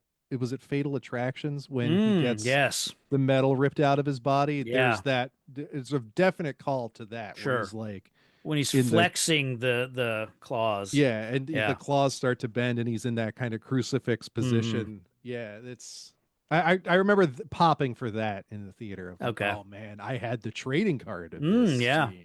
I have the issue with the hollow foil card on the front that Yeah. yeah. I like the standoff, the scene with like the cops, uh, that whole standoff, and then Professor X shows up. I love that whole scene with the cops have their guns, and he makes it kind of an example of one cop. He fires his gun at point blank at the cop, but then stops the bullet, and then he teases kind of Professor X with like cocking all the guns, and Yeah. just like I don't know if I can stop them all. I love You that. humans and your Yeah. guns. Yeah. My question is like, well, I think I would have preferred, Jean Grey is sitting right next to Professor X, and she has not done anything in this movie pretty much, right?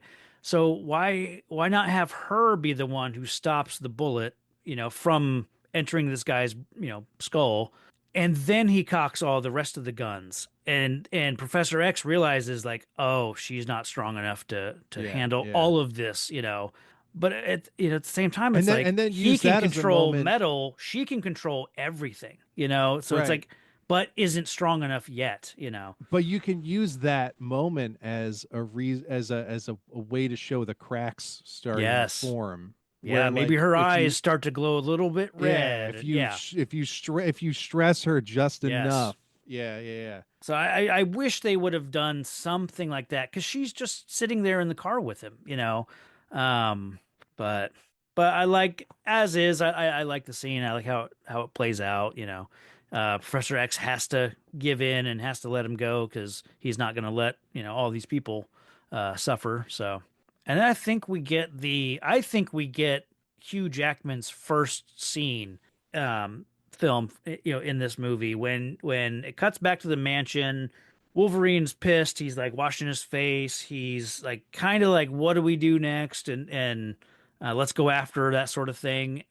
This looks like visually, Hugh Jackman looks different in this scene than any other moment in the rest of the movie. Like just the way his hair looks, he looks thinner even. I don't know. It just Right, yeah. it's. I think this is his first scene because also like his voice, like some of his dialogue, you can hear a little Aussie coming out. Oh, yeah.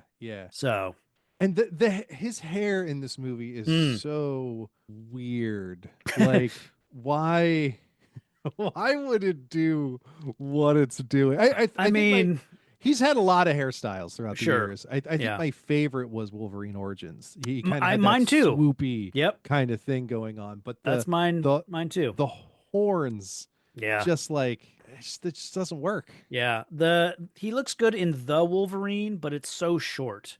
Yeah. Yeah. I think Origins is also my favorite Wolverine hairstyle. But My hair did that for a number of years. Oh, I leaned nice. into it. The swoopy, sure. dreamy Hugh Jackman. I mean, I thought it was. It's probably Yeah. awful looking, but Yeah. So he's about to storm out. Storm. And then Senator Kellyfish shows up, and he's looking for refuge, and we get his backstory, and we see that sort of scene play out again. This time we see what fully happens, and so yeah, I like it. It's clean, and I think it makes sense. Like as far as like villain motivations, it's not it's up there with just how simple some James Bond movies can be. Just the classic like I've got this satellite and I'm gonna nuke half the world. Like okay, yeah. I do love a good body melt. Yeah. Body Top 5 body melts. Go. We want to do this? I wasn't prepared, it's up but... there.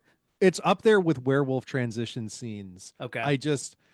It's such a crazy thing to do in a movie, and I mean, this is in the top 5 body melts. I mean, if we want to talk, I mean, number 1 is the first 20 minutes of Street Trash. If you haven't seen that movie, that movie's a mess, but the first 20 minutes has the best body melt scene I've ever seen. There's RoboCop, the guy who just turns into a water balloon full of gore.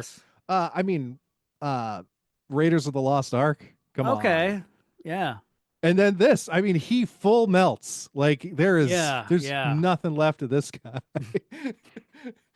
I don't know. Body melt. Yeah. I don't know what they were intending with this because the way it plays out, he turns into water, and then I do like he and Storm, like this is finally Storm gets a moment, it's like we're an hour in and she gets some character development, but like, so he dissolves into water and then she tells Magneto later, like, I saw him. His body just, I forget how they word it, but she confirms that Senator Kelly is dead. And then he says to her, "Are you sure you saw what you saw?" And then going back to your idea of his power being evolution, maybe he just escaped. It's like maybe he isn't dead, but he just got the hell out of there. He just left. He's down a sewer drain and he's Hydro Man now. Yeah, he saw a drain on the floor and saw a way out. Yeah, all drains lead to the ocean. So, right. So I don't know if that's something that they had in mind of like maybe he's not dead, but I don't get the sense. I mean, they never come back to this character aside from he's a Mystique is portraying him later. Yeah. But I do like his parting words of like he asks Storm if she hates. I hate that they say normal people. Sure. Like, come on, you don't get to be the default, especially not anymore. But like, she goes, yeah, sometimes I guess I'm just afraid of them. Yeah. And he says, well, here's one that you're not going to have to worry about anymore. And then he's just gone. Yeah. It's such a disgusting scene. Like this transition is so, it's so gross. I love it. So we finally get some payoff with the tampering with Cerebro because Professor X goes in. At this point, I forget who he's trying to target. Like, is he looking for Rogue? He knows he can't find Magneto, so I guess he would be looking for Rogue. And of course, what Mystique did, somehow causes him some discomfort and sort of shuts him down. But again, like he mentioned earlier, like he helped me build it. So we don't have to question like how do they know how to do this and what to do to nullify the machine, I like that it So runs on some kind of weird liquid. yeah, it Like, seems what is that stuff? yeah, What is that? Just like the coolant? brain juice. Like, what do we do? I have a deep love and appreciation for movie computers Okay. and how no one who writes a movie seems to know what goes on inside of a computer. It's Other great. than they have a mainframe that can be hacked, Right. you And know. fictional operating systems are like a hobby of mine. I Oh love man. them. I Yeah. love bad, like weird operating User systems. interfaces and yeah. Yeah. Yeah. Hmm. Yeah. Yeah, so here we have Xavier's out of commission, and I never realized how much of a thing this was. Especially like, in these movies. He gets taken out halfway through most of the movies. Like earlier even in the next movie, he's sidelined like 30 minutes in, maybe not even that long. And when he goes to visit Magneto, then he's under kind of control later on in the movie. And then the Yeah. third one, of course, he gets killed. So, but now, like again, like having gone through some of the comics, like I understand, like it's kind of a thing to have Professor X sort of taken out, and it makes sense. Like he is a You have super to. powerful Yeah. character. He could just, if he was to go with them on this mission, he could just turn all the villains into babbling idiots and Yeah, it's tricky to write a story with too many omegas because like you right. have to come up with ways to sort of remove them from the situation or come up with insurmountable odds or just like that's where kind of the creativity happens. And I think a Yeah, lot of the time it's easier to just take them off the board somehow, yeah. some way. Um, it's interesting too because Bobby's in this movie and Bobby, in my opinion, the strongest Omega mutant Oh, okay. there. Like if pound for pound, he's one of the most powerful mutants Hmm. I can think of, just because of what he's able to do. Okay. And like I've not. he's created golems and like Okay. copies of himself that become sentient. Like Okay. it gets he's basically a wizard at times. There's Okay. so much that Iceman can Hmm. do. It's almost limitless. Wow, that's cool. Unless it's just too dry. If you're in Yeah. Arizona, Right. maybe not so much. Sure. Although you could always just turn fire into water. There Who you go. knows? Who Yeah, you cares? just draw some of that moisture from the sun, and there you a go. sunny day, and you got limitless power. Yeah, mutant powers are fun to kind of play with Sure. and Yeah. think about because I mean you can take really almost any mutant ability. I mean, aside from like beak, and Yeah. Yeah. find a way to make that power set an omega Hmm. level power set of like Yeah. It's funny when they kind of retcon these characters now when it's like for the characters who are based on Stan Lee and Jack Kirby, sort of the Stan Lee, science sort of stuff. He would, yeah it's all just radiation, yeah like yeah yeah. he would come up with these ideas that now, like later on, people would have to like, we got to come up with like somehow to make this work, It's impressive how they can, take those characters like, oh, he's just a guy who can make snowballs, but yeah, like you said, later on is one of the it's most powerful. Yeah. Yeah, when he's on the Marauders, at one point he Mm, just crushes a ship. yeah. It's awesome the stuff you can do with Bobby's abilities. There's another moment here that become has become one of my absolute favorite sequences. It's when Professor X has been sidelined. Jean is kind of tinkering. She figures out what's wrong with Cerebro. Meanwhile, Scott is like, sitting bedside with Charles, and he has this moment with him. He says, everything you've taught me, everything in life worth knowing, which has always resonated with me and my dad, who now is no longer around. Like it's become this sort of moment for me of like it makes me think of him, and then it goes from that, and he says like, I'll take care of them. He's essentially stepping up to like, I'll be the team leader. I can do this, you know.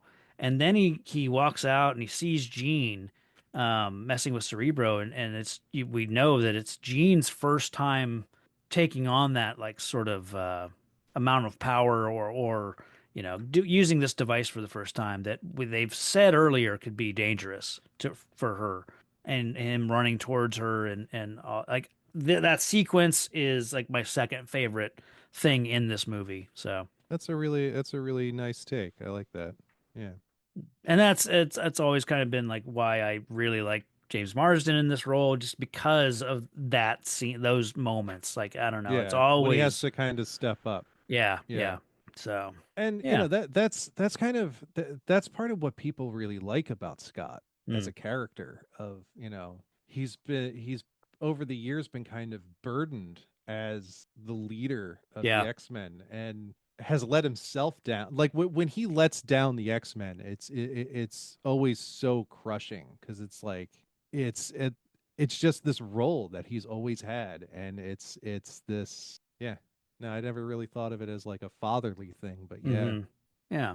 interesting. Yeah. They the movie kind of it's essentially like it was kind of almost a hard cut into like, okay, we're in the third act now. We get this like, Yeah, things really start to speed up at this point. yeah, yeah. They have this plan of attack on Liberty Island. We know whatever's gonna happen. We know it's gonna happen on Liberty Island, and then we kind of get both sides sort of explaining what they're gonna do. Like, Magneto. They essentially Sabretooth and Toad sort of clear out all the guards that might get in their way. Mystique has already killed somebody on a boat. And they get to the island, and Magneto is like, says like he'll raise the whatever they've been constructing. Like, we've seen Toad like spray painting something, and then we'll learn like this. It's the bottom section of the or I don't know how it works with the way the torch is laid out, but It's like it's the part. pommel of the Yeah, torch. yeah. But then aren't they above? I don't know. I don't know They're how it in they're works. in the flame too. I don't know. Yeah, I don't know how that all. we'll have I don't know to. the Yeah. anatomy of. Yeah. But either way, like they've been constructing this thing that they'll swap part of the torch out for this device, because they want it close enough to Ellis Island, where all the world leaders are going to be having the summit, and so we know like that's his plan. And then we get the X-Men are talking about, they're using their cool, like, I don't know what you call this technology, like etch a sketch sort of visual board to show, here's Ellis Island, here's New York, here's our where we're gonna come in the X jet, just Yeah, another great UX. Love it. yeah, yeah. Because we're in the not too distant future, so we can have technology like this. Right. Yeah, that we still don't have. Yeah. So their plan is like, we'll come in, Storm will provide cover, and I mean, they don't get too specific. I think they say one of I forget how they determine who will do what, but yeah. But they did mention like Magneto doesn't know that his device kills, and when Rogue gets his power, it could create, it could be even more powerful. So it's not only Ellis Island. Now we have to worry about this wave could affect New York City. So Yeah. we've now got like sort of a, you know, the Well, it's like the when the they stakes have been raised. it's like when they first tested the atomic bomb, they Mm. didn't know for sure that it would stop. Oh, right. Like there Yeah. was there Yeah. was a Jeez. non-trivial amount Let of the that sink scientific in. community that Yeah. was like, Yeah. this could just keep going. Right. Like The only way to Yeah. know is to test it, right? You Yeah, gotta. yeah. Let's go out to the desert where there's, there's not too many things around. Oh man. Yeah, so we get the team suit up, and I it's probably spelled out in the novelization, but I know I read or saw or maybe it's a featurette or something, but they somewhere it is spelled out that Wolverine is wearing one of Scott's suits. But Yeah, then like later you kind of see and you get little hints of there's some Wolverine flares to this specific suit, like on his rib cage, like on his he's got the sides. stripes. He's got the Yeah. stripes. So it's like, why would Scott have that design? So, but Maybe it it, was one that he tried out and didn't like. right. Yeah. Yeah. Yeah. Yeah. I do So, like that moment where he punches his claws through the gloves one right. time just to Yep. get that out of the way. Yep. I love that little Hmm. nod. It's like trying out a pair of tongs before using them. Yeah. Yeah. You got to clack them together. I like the metal detector joke. It's just a good visual gag. It just works.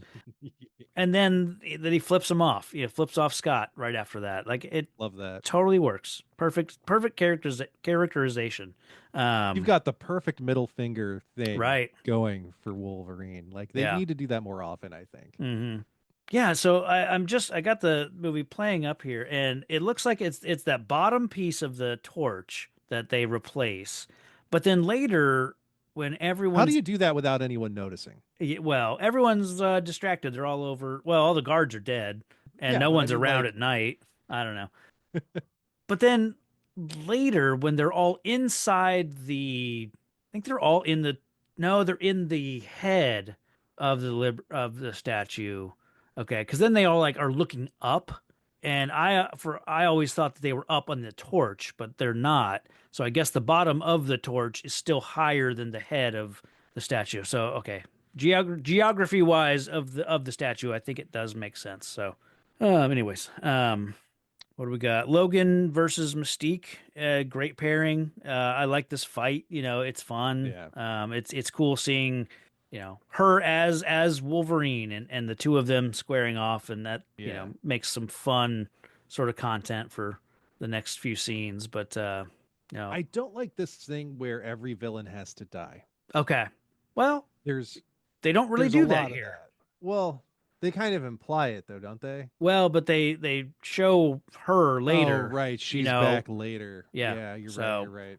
and none of the other Brotherhood do we see actually die in this movie. So, this is again, we're in a new era. We're not killing all these villains. Yeah, I guess. Wait, doesn't Toad like explode? No, it doesn't explode. He just gets zapped and then gets flung off into the harbor. Uh, It's ambiguous. And yeah. Sabretooth ends up falling. I think Cyclops blasts him and he rockets off off the statue and onto the boat, I think. But we know he would survive that, Yeah, so. that's fair. That's fair. And Fun then, piece of trivia though. mm, The fight scene between Sabretooth and Logan was famously all done in CGI. Like mm, it was one of those first like big yeah. special effects scenes. One of the people who worked on it was from my hometown. Hmm, And at the time, I delivered newspapers in my hometown for my okay. local paper. The local paper had a write up on him. I Oh, remember okay. reading about this guy at like 6 in the morning one day, going like, Nice. "Hey, someone from right around here worked on X-Men. That's so cool." Nice. I love stuff like that. Yeah. Can't remember the fella's name. But good job, sir. Yeah, good job, guy from Y- my hometown who Yeah. worked on X-Men. Yeah. There's like this thing with with Mystique here. Like when her claws, as Wolverine, her claws get sliced off. So what part of her body does that, is that It'd be for her? And I went down it'd the be funny if road. she had four of them, right? Yeah, yeah. Like, yeah, close, but not quite. I went down kind of the internet rabbit hole of like, what, does she lose if she turns into clothes with a jacket? Can she take the jacket off? Sort of that sort of like, how do her powers work? And are they parts of her body? Yeah. I've feel like I heard or read something way back that showed like something like that. Like she can generate like the stuff that her fingernails are made of. I forget whatever. Yeah, yeah. Like that's what she generates really quickly when she turns into something like those claws are just Weird. made out of, yeah, like Like fingernail it's not or flesh, hair. you know, it's Yeah. not like life threatening, you know, it hurts, but But it's wouldn't she kind of look weird? Like wouldn't she kind of have like an AI mm, photo kind of yeah, weirdness about her if you saw her in real life? Like I yeah, feel like if I was in the real world and saw Mystique like masquerading as someone, like I would feel off. Like I would probably get a yeah, nosebleed or like, yeah, there's just something not right about that. sure. There's an It's just uncanny like valley about her just as a normal, right. yeah, yeah. Like you're always unsettled when you're around her. Yeah. Yeah. It's funny too. Like we're getting into this territory. We have a code word for this on Tales from the Short Box of Brody Bruce. Of Uh, Brody from Mallrats yeah. talking about the thing. It's like Oh, sure. you shouldn't think too hard about a comic book character's anatomy. Sure. Once you go too far down the rabbit hole, you get into that territory, Uh-huh. and that's like it's like all right, we should turn this boat around Mm, because it only gets worse yeah. Yeah. from here. But yeah, I never really stopped to think about how Mystique works Yeah. of like the machinizations of, and it's like when you think about it that way, it almost makes more sense that she isn't wearing clothes because clothes would get in the way of that, right? Sure. Yeah. It's weird. Yeah. Yeah. That's a weird one. Hmm. In this sort of fight, you know, Wolverine is distracted with Mystique. Meanwhile, you have Toad versus everyone else. Yeah, because Sabretooth is protecting Magneto. So you have Toad, and we see like, you know, he's very capable against three people. And there's a reason, like, you know, you get a martial artist like Ray Park to be Toad, sure, but then like this all feels so cheap and uh rushed. This whole Oh yeah. fight, the physics of it, the leaping around, like none of it works. It all looks like it's all on wires and not well done. You know, it's doesn't have the charm that like the wire work in a, you know, Crouching Tiger has in this same Yeah. year. You know, it just Yeah, has a I was just thinking I was about to dismiss it as like, well, this was kind of the infancy of that, but I mean, there was a lot of really great stuff that had come out just recently. yeah. Like even The Matrix was what, like a year before Yeah, this. it was, yeah, the year prior. So yeah, this Toad fight, I like it in theory. I don't like the execution of it, but it just kind of feels like, well, we wanted Ray Park in this, and we wanted him to grab a metal rod and do his, you know, twist in the air and look like Darth Maul for a second, you know. Well, we know what you're doing, folks. Yeah, we Yeah, we know why you bought tickets yeah. to this show. Yeah. Yeah. But you know, you teased it earlier. We get the line, you know, you know, do you know what happens to a toad when it's struck by lightning? The same thing as everything else. So Nothing. That is you've just said nothing. Like so I did you know, I looked into this line. I was like, why is this line here? How and you know, it's well known that this is one of the few remaining Joss Whedon rewrite lines. oh Um, wow, I didn't know he had a rewrite on this. yeah, yeah. Oh man, dude, another one of those Wikipedia holes you do not want to go Sure. down. Yeah. Gross. So apparently, in Joss Whedon's version of this movie, Toad had lots of these moments, lots of rhetorical, like, he would say, what was it? Well, the problem is none of those lines exist anymore, and this is kind of all in Oh. an apparently sort of situation. So I don't know what lines got He cut had like out. little But platitudes throughout the throughout. Yeah. movie, he would say things like, "Do you know what happens when a toad does blah blah blah?" Or "Do you Yeah. know what, you know?" And so this line is her mocking him throughout the whole movie and sort of calling back to all those moments, those annoying sort of lines that Toad was saying. And it's supposed to be, it was supposed to be delivered in a very like casual, like same thing that happens to everything else. Like you're not special. Hmm. But the you know, some of the things I was reading, say that she delivered it too seriously. So not only does the line not make sense because we don't have the context, it's It's a also bad delivered read. with the import Yeah. of, you know, so it doesn't I work mean on a that's few levels, but it's like it would have worked maybe if we had the other yeah. lines for context. So You can't even fault Halle Berry on that either, no, because it's like absolutely. someone on board needed to be like, "Hey, we need to tweak this Yeah. line read." And honestly, I think the dialogue coach of this movie might have been Brian Mm, Peck. So mm, like, mm. there's a You're lot of right. It probably would dialogue. have been. Yeah. There's a lot of dialogue mishaps in this Yeah. movie, and when you stop to think about the Brian Peck of it all, you're like, "Oh, well, that makes sense. This guy just Yeah. sucked." Yeah. He's there for one reason. And yeah, Like, God, man. what an I awful forgot that that person. was kind of his role in some of the other things. So Yeah. yeah.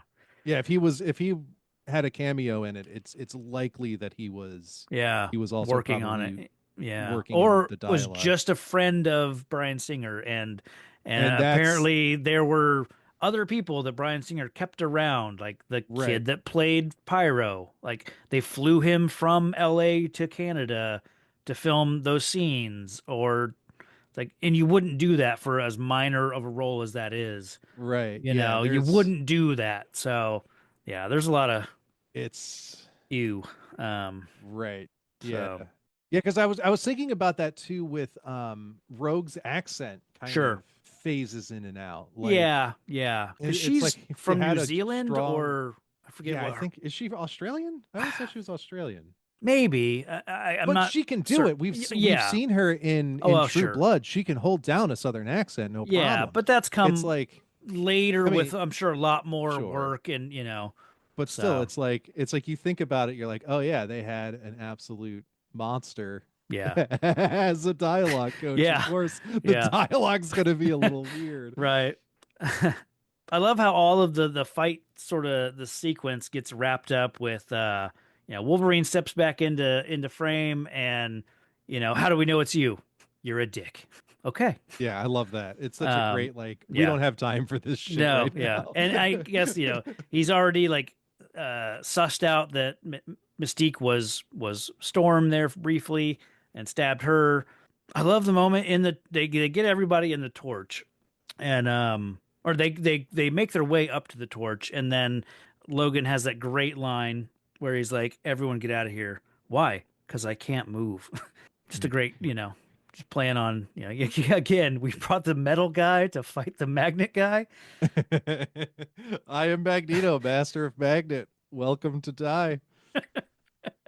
I love the way Magneto like rips off all these like straps that are in the statue and just kind of ratchets everybody to the walls of this interior of this torch. I love the way he gets everybody sort of at his mercy, and he goes as far as like putting Cyclops face to face with Jean, and then taking off the visor, and then getting Wolverine, into position where his claws are pointed at his chest, So yeah, just like the thought that goes into that. So Here's something I've always wondered about Magneto. mm, Magneto's always depicted as being able to control metal sure, because magnets. yeah, But like not all metal is magnetic. mm. Specifically here, copper is not necessarily magnetic. Oh, Why okay, would he be able to rip sheets off of yeah. the Statue of Liberty? I didn't realize copper wasn't magnetic. I mean, it's only slightly magnetic. Okay, So I guess I don't know. yeah, interesting. Or is it? Well, hang on, let's I'm not Google sure. it. Okay, Copper itself is not magnetic or is only slightly magnetic. okay. So But maybe in I guess if he's powerful enough, he's able to, you know. it would be a funny twist if Hmm. adamantium just wasn't magnetic. Yeah, yeah, You know, yeah. like joke's on you, dickhead. I'm not magnetic. Right. Yeah. That would be fun. Like then it would at least like he's not because yeah, it's putting it is too much of a showstopper, right? Yeah. It's like, okay, you've Yeah. got your favorite character. Hmm. Oh, this guy can just neutralize Pin it you to the on floor. Yeah. on Yeah. site. Yeah, it's Yeah. Let's see. There's a great moment where Magneto kind of is telling them kind of what his plan is here, and they're kind of arguing about that. And I love how Wolverine just calls him out like, "You're full of shit."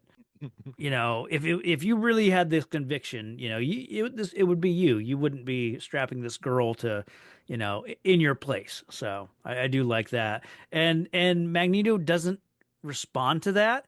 He just says like bye, and it just floats out of the room. So I do like, okay, bye. yeah.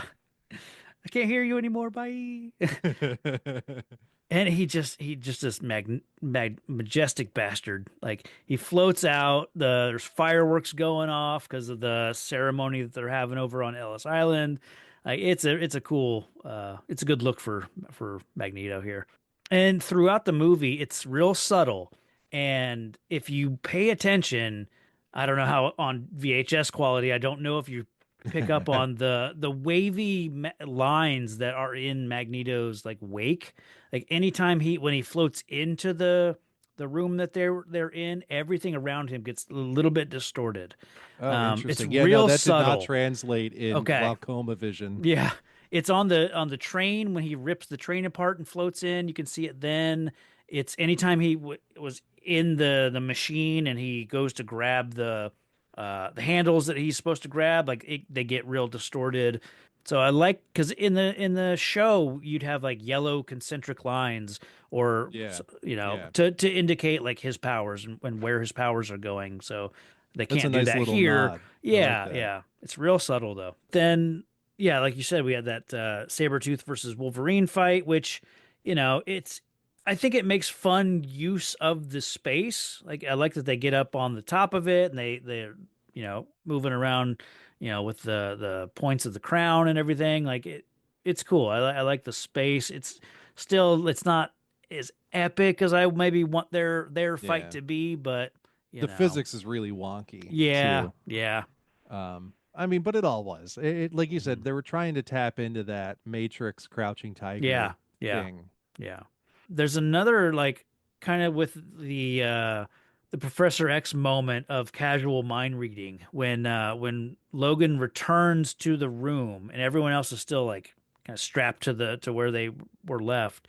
Logan drops into the room and says Jean, and then we can tell that she must read his mind because she says to Scott like when I tell you open your eyes, and he thinks there's no way I'll kill you, because she's already read his mind enough to know like okay, he's got Scott's visor, so when he says go, I'm gonna float the visor in front of Scott. Scott will blast, Sabretooth, and so it's just a nice, cool, like great teamwork moment. So Yeah, it's they in the Krakoan. I'm going to bring up the Krakoan yeah, era again. They call it mutant technology. mm, That mutant synergy where you use different power sets together to create mm, something new. The most famous one is the fastball of special course, when yeah, Colossus throws Wolverine, but there's yeah, all kinds of uses. And they've like done this like in some of the video games, like okay, in X-Men Legends, like you and pairing Marvel up Ultimate certain, Alliance okay, does this, where like you pair up certain power sets yeah, and you can do certain moves if you have sure, certain people on the board. yeah. It's always a fun thing to play with. They did a nice version of that with Avengers, when Iron Man will use his repulsor rays, he'll blast Captain America's shield to Yeah, deflect it into something, yeah. yeah, yeah, Yeah. Another like just on the right on the tail end of that, they kind of they regroup and they're like trying to figure out, okay, what do we do here? And Scott's plan, because he's the leader, like, he thinks, I'll lift me up there, I'll take him out. And they're not sure that they can control him and everything. So they're like, well, use Logan says use me, because if that fails, you can still blast the thing.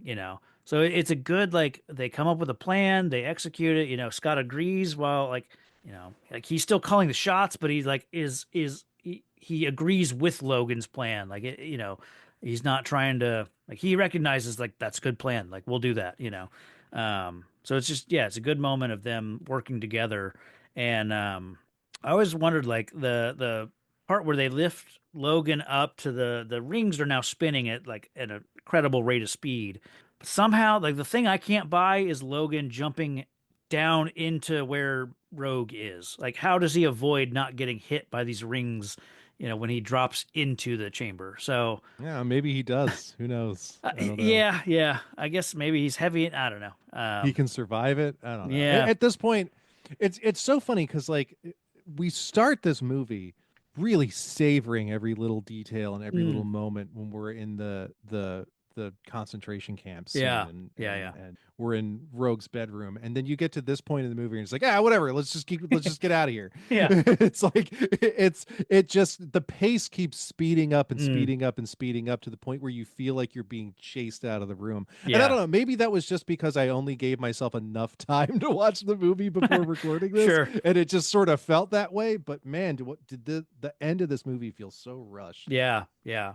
Because at this point, I think like the wave of the device, the machine is doing its work, and I think by now people over on Ellis Island are getting kind of noticing like what's that weird glow coming from the Statue of Liberty, and why is it coming towards us? And so like the tension is ramping up and all that, and you got Wolverine tries to just either slice the rings or slice the chains that are holding Rogue into the device, and then Magneto's there to stop him, which we get another great moment of him. Here we really see his claws like bend, like they arc Yeah. backwards, so really cool. But he's able to knock the device out of commission. Then Scott hits. I like how the tension ramps up, so you think that Scott is going to blast the whole situation, but he's like, I have a shot, I'm taking it, and he hits. Like, he only is going for Magneto because he knows that if I stop Magneto, he can't hold Logan back anymore, and then Logan can still destroy the device. So Yeah. it's trusting that Logan, So yeah, it all works. And It's great then to see them become a team at the yeah, end. yeah, You know, for um, sure.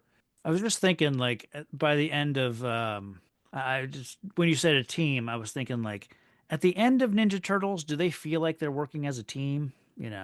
Like on the rooftop with Shredder. I don't, we don't need to dig into well, that, they but fight them one at a time on the rooftop. right, yeah. So it They just kind fight of like, everybody single file in yeah, that movie. yeah. That's kind of So, mm, that's always been one of my yeah, anytime you're fighting a room full of ninjas, they will fight you one at a time right. for whatever reason. Yeah. But let's see. Yeah, like I mentioned before, like this one doesn't end with everyone being killed. Like Magneto just gets a shot in the shoulder, and then we see him later in the plastic prison. Everyone else is either incapacitated or just off screen. We didn't see them die. So They just get yeeted, exactly. Yeah. yeeted out of the Yeah. movie. Um, and Yeah, then it's I funny. like, I didn't pick that up. Yeah, I even just watched it and went, yeah, man, yeah. everyone dies at the end. But you're right, they kind of don't, and that's interesting. Yeah. Because Batman was Right. just famous for it's like we have to kill the villain at the end. Yep. It's like I so much for having that villain back ever Yeah. again. Yeah. Yeah, Like, a super important part of this franchise. yeah. Also, Batman who famously doesn't kill in Right. Batman Returns kills everybody. Yeah. Like just so casually commits Sure. murder so many times in that film. He stuffs dynamite down a clown's pants, Yeah, he I blew mean, up that clown. yeah. I like the kind of the twist here on, Rogue now is, she's near death. She's been taxed with this device, but we know, like, Wolverine knows, like, oh, she can take some of my power. But it's like it doesn't work right away. But I like how it's a twist on that sort of, mostly in fairy tales, or we just saw it in the Matrix when Neo is brought back to life by the power of love. It's that sort of thing where he, like, she's not brought back to life by the power of love and a kiss, but it's kind of that, but it's kind of not. Like, there's enough life in her that she's able to take his. Yeah. But I like this tag towards the end where they're like, yeah, she's kind of Yeah, she's a kept bit surly. The some last, of your more unsatisfactory yeah, characteristics, or yeah, however they put it. It's just unsavory. I Yeah. needed her to say bub in that moment. Oh, Like yeah, that was so important. yeah. Just walk in Uh, the room and say bub and then leave. right. It makes me wonder, like, it ends with they fly off in the X jet, and as we see, like, the Coast Guard and police boats are approaching the island. We see, like, Mystique. They come upon, like, the body of a security guard who has three claw marks in their abdomen. So we know that Mystique is. And they say, like, oh, he's alive. So we know Mystique is alive at that point. But I wonder, like, when they have Magneto, they don't know who this guy is. I'm guessing they don't know that he has, the power of magnetism, and I mean, he is weakened, so he's probably pretty easy to subdue. But how does he go from here to a plastic prison? Because the X-Men don't take him. The X-Men Right. who are most equipped to deal with him don't Right. take him with them. They leave him for the cops. How does he end up in a plastic prison? That's one I've question I had this time around. Like, I've spent way too much of my life thinking about the plastic prison. yeah, And like how is there nothing that he can manipulate in this entire place? Like, yeah, I because mean, that the implies answer that is there's there isn't. range. Yeah, Right, but like, yeah, like there's electronics, there's moving parts, there's yeah, like, yeah. how is it I just get. doesn't. Yeah. I do like the touch of the class chess board. Oh yeah, It's yeah. fun. But yeah, like we put him in a plastic prison. It's like, Right. okay. Would it have been better if it had been like we took him out to the woods, we built a wood cabin, everything's wooden, or Yeah, there's really, they painted themselves into a corner, yeah, and they had to play the plastic prison card. yeah, yeah. The other route is like we're keeping him constantly sedated. Yeah, or I mean, and that could be a way to kind of show. They did this in Ultimate X-Men, Mm. where Xavier just turned him into a different person. Oh yeah, Xavier just turned Eric into just some guy who yeah. has a life in like Missoula, Montana somewhere. And It's an that's, accountant that's in Davenport, Iowa. right. That's messed up. That is such a, Yeah. it's like, we'll just take away his free will and then Mm. then he's no Yeah. longer a threat. Right. Mm.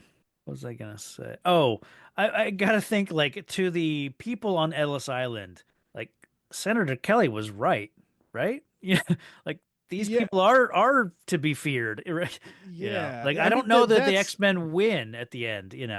and that's always been the role of Magneto, right? Yeah. It's that kind of, it's that Martin Luther King and Malcolm X Yes. thing of, Sure. is peaceful resistance or resistance through violence Right. the best way to fight essentially fascism. And Yeah. it's funny how I've been having that conversation a lot lately. Right. Yeah. Ooh, Yeah. I wish that when Professor X wakes up, he says, Jean's there and, says, oh, you're back or something like that. And he says something very sweet to her, like, oh, I had you to guide me. Like, I wish we would have seen that. I wish we had maybe had stepped into the mindscape of Professor X, and Jean is there and like, take my hand, Professor, come with me. And then he yeah. wakes up, or just something to give her, to really hint that, like, she does have this ability. She's not as powerful a telepath. Well, she is, but doesn't know that she is Yeah. as powerful. But just, I don't know. And honestly, Xavier probably has something to do with that. Oh, absolutely, he does. You know, Like he's he's put in barriers in her mind. he's so manipulative. Oh, I Yeah, hate him. yeah, I just hate him. yeah. He's the worst guy. Oh, God damn it. Um, I do like the one part of the Logan and Jean sort of love story in this movie that I like is that, he's she's about to reject him. She's like, Logan, I'm with, and he cuts her off. Or no, okay. They were talking about Rogue, and Rogue's a little bit taken with you, and he says, "Oh, my heart's with someone else," and she's about to reject him and say, "Oh, I'm with." I think she said, "I'm with," and he cuts her off and says he changes the subject like completely. How's the professor?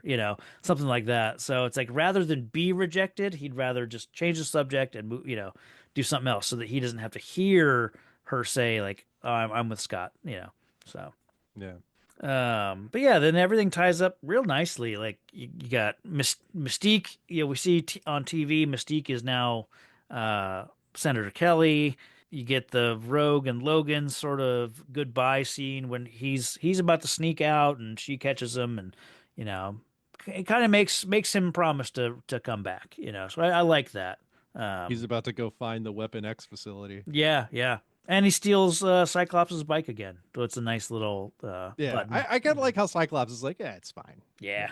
Yeah, He's a it little looks salty better on about it you in the anyway. next one. Yeah. But Well, he's about to really wear out the shocks on that bike yeah, yeah.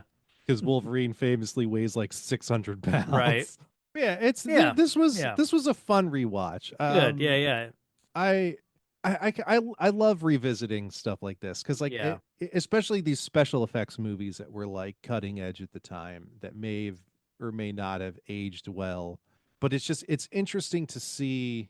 It's an interesting window into comic books at the time, Mm, especially X-Men at the time, and what they were able to do with what they had to do it with. yeah.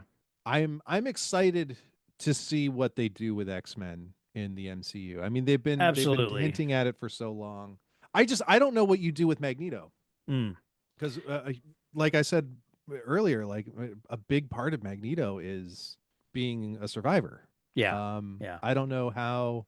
I mean, maybe he was How do you? Yeah. originally. I mean, there's plenty of places that have had genocides in the Sure. last Sure. 50 or so years. Yeah. And maybe that's what they do. I mean, there's always, he's the master of magnetism, and somehow his cells, don't age as quickly. So you could still keep That's fair. Or something. maybe he's from Rwanda, and then that gives you a good in Right. to make him have beef with uh Black Panther. Yeah. I don't know. Yeah. Who I, knows? I'm really interested with what are they going to do with X-Men moving forward. As much as I like, Deadpool and Wolverine, like I don't necessarily want, I, it's a nice little bow to put on the Fox X-Men franchise. Yeah. I don't necessarily, as much as I like seeing Hugh Jackman play this character, we need all new people, Yeah. to tell different stories, so we're not locked into I'm you know I'm over multiverses for a while, I think. yeah, I love what they did with Spider-Man. I love that third movie. I don't want to Yeah, it see was it in fun. every movie, moving forward. I think Yeah, I it's think just Doctor Strange was the one that was like, this is, I don't know, but it was a bit of a disappointment, wasn't mm, it? yeah. Well, I think the worst part about that movie is Sam Raimi hadn't seen WandaVision, and like Yeah, maybe you should have taken the time to do that. at least the scenes that she's in. Yeah. Right. uh So I yeah. don't know. But yeah, this one wraps up with them playing chess, which is a beautiful little moment, and they have a nice little verbal sort of sparring match, and yeah, it's nice and simple. I love the way that final scene plays out, and then that's the end. So yeah, X-Men. Yeah. Um, what would you, with looking at this movie, like, what's your most villainous moment? This planet, these people, they are nothing to me.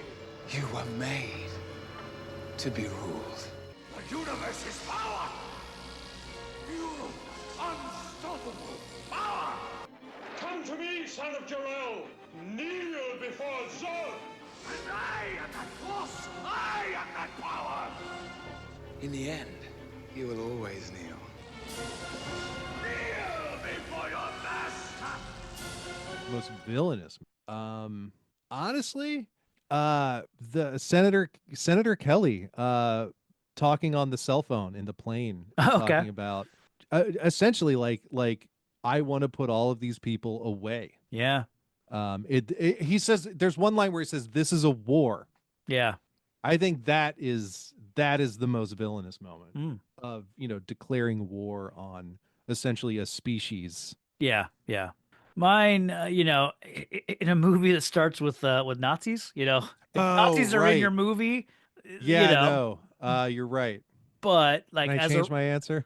as a runner up, mine is Magneto sacrificing Rogue to do what he's not really willing to do, Yeah, yeah. That's Yeah, but seeing her as a means to an end like that. yeah, he's willing to sacrifice a mutant for his cause, but he's not willing to sacrifice himself, Which is a messed up thing for someone with his backstory to do. Yeah, yeah. So, yeah. And then on the flip side, what's your most heroic moment? I believe there's a hero in all of us. I just finally know what I have to do. That keeps us honest. I'm here to fight for truth and justice in the American way. Gives us strength. You will give the people of Earth an ideal to strive towards. Makes us noble. And I know in my heart that it's right. Probably all that teamwork at the end when it all kind of comes together, when they're using their mutant powers together, and that's X-Men. That's good. The whole point right there. I went with I kind of talked about it earlier, the Jean deciding to use Cerebro, even though she knows, this could hurt, if not kill her. She's not ready for it, but she needs to, she needs to step up, and she needs to see if she can kind of do this. And she's already said, like, her mental ability is not, as refined as Professor X's, but yeah, that decision to do what needs to be done. Yeah. Let's see. Since Patrick cannot be here tonight, I did ask him if he had any notes, any kind of thoughts on the movie to share at the end here. He says, I remember it living up to the hype. Great casting. I just hated the Toad character. And then I remember thinking Rogue was more like the Jubilee character than I expected. So yeah, she did kind of fill that space. Well, I mean, she kind of fills the Kitty Pryde space in that sense too. Yeah. Which isn't. So. Yeah, it's weird how we don't often see Rogue as like a young. Teenage character, really. Right. And then after this, it's like one of the animated series, like they went with a young Rogue character. Yeah, the evolution. Yeah. And then I think, I don't know if anyone else kind of kept her young in other iterations moving forward, but yeah. If you had to, I mean, we typically rate this out of 5, and I know coming into this recording, you weren't, as hot on it as I decided to lay off a little bit. I think. Oh, okay. I think it was just having Sure. watched it for the first time in a long time. I was like, oh man, does this movie suck? But like, I don't know, talking about it and like, living in that space again, that 2000, the 2000 version of my brain. I mean, that was several iterations of me ago, but like, yeah, this is a fun movie to talk about. It's a fun movie to think about. Like there's a lot of fun little things in this movie. Like, and that's what makes comic books so fun. Like you have all of these superpowers to kind of talk and argue about. Like, how would he change fire into ice? Or, like how would how does Mystique work? Like how does Professor X not know every person on that school ground, exactly. It taps into that, which is one of my favorite things about comics, and that gives it some points. I don't know. I do this all the time on Letterboxd. I'm a huge fan of the 3. I give too many things a 3. I would probably put this right in that same zone. Okay. It's fine. You know what I mean? Like it's a movie. It's got X-Men in it. Yeah. that gives it points automatically. I mean, at the time, this blew my world apart. Like we got a Marvel movie like Right. with a main Marvel franchise. Like this is the sky's the limits from here on out. Like this, yeah, it's fine. Yeah. I'd put it at a 3. Yeah. I, Patrick and I have the same rating. And I don't know, how, other than what he sent me, I don't know how his viewing experience was. But for me, this has never been a letdown. There's so many great moments for me. It sits at a 4 out of 5 because it's a good action movie. It's a good comic book movie. It's a good like heroes and villains story. It's a good like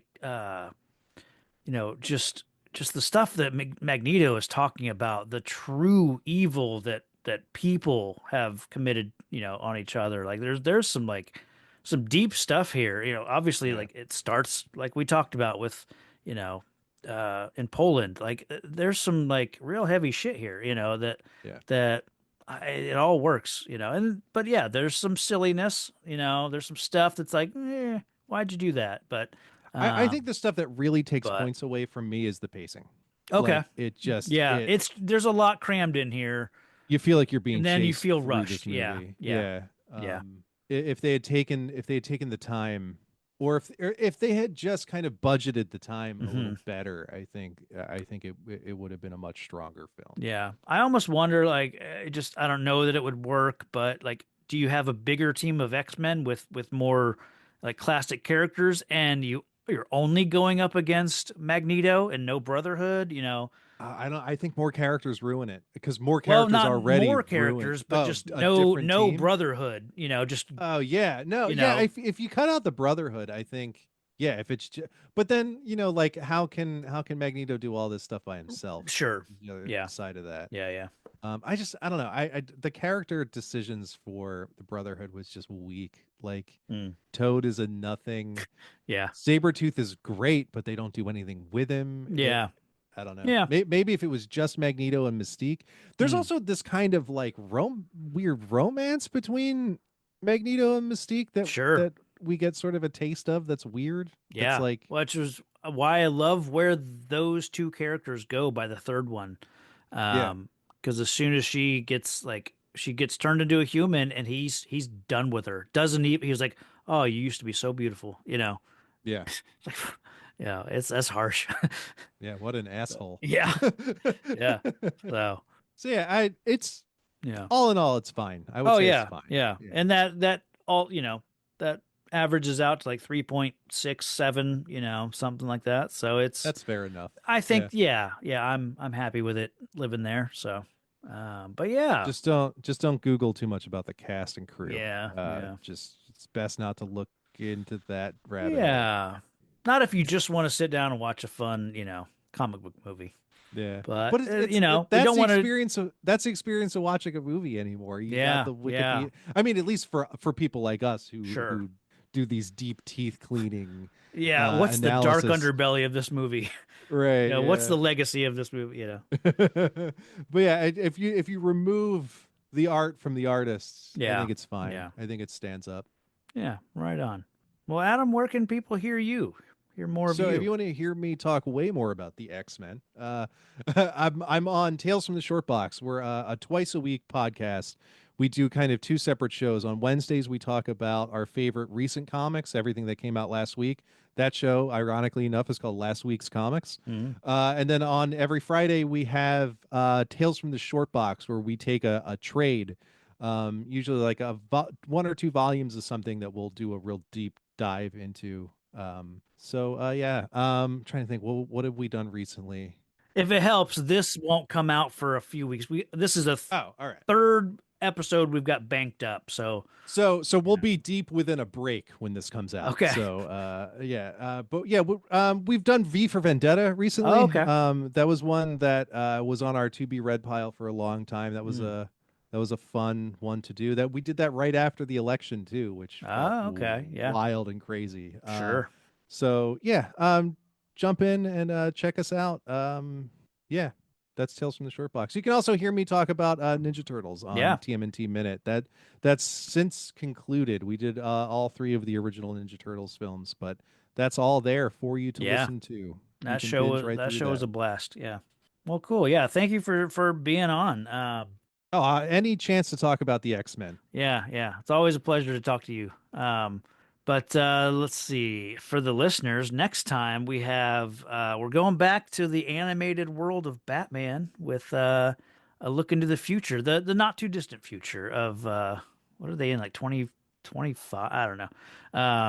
2050 or something like that. Batman Beyond, Return of the Joker. Ooh, is our next episode. So yeah. Let's see. I think that is all I have. So, well, thanks a lot for having me, Travis. Always a good time. Yeah, likewise. So, yes, thank you for joining, and until next time, stay safe out there, citizens.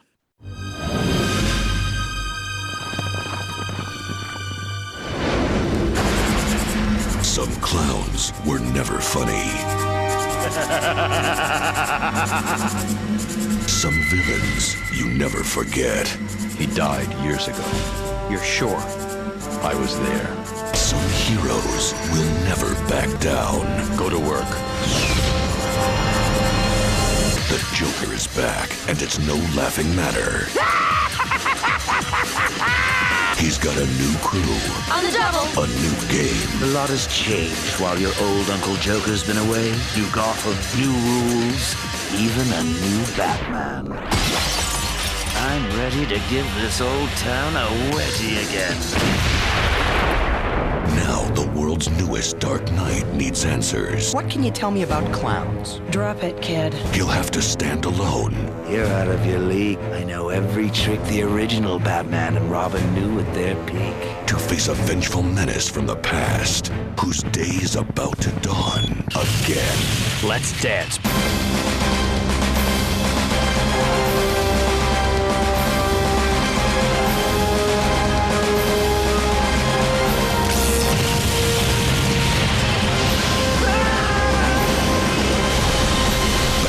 Beyond Return of the Joker, the first feature-length Batman Beyond movie. Now available exclusively on videocassette and DVD. This time, the Joker is wild.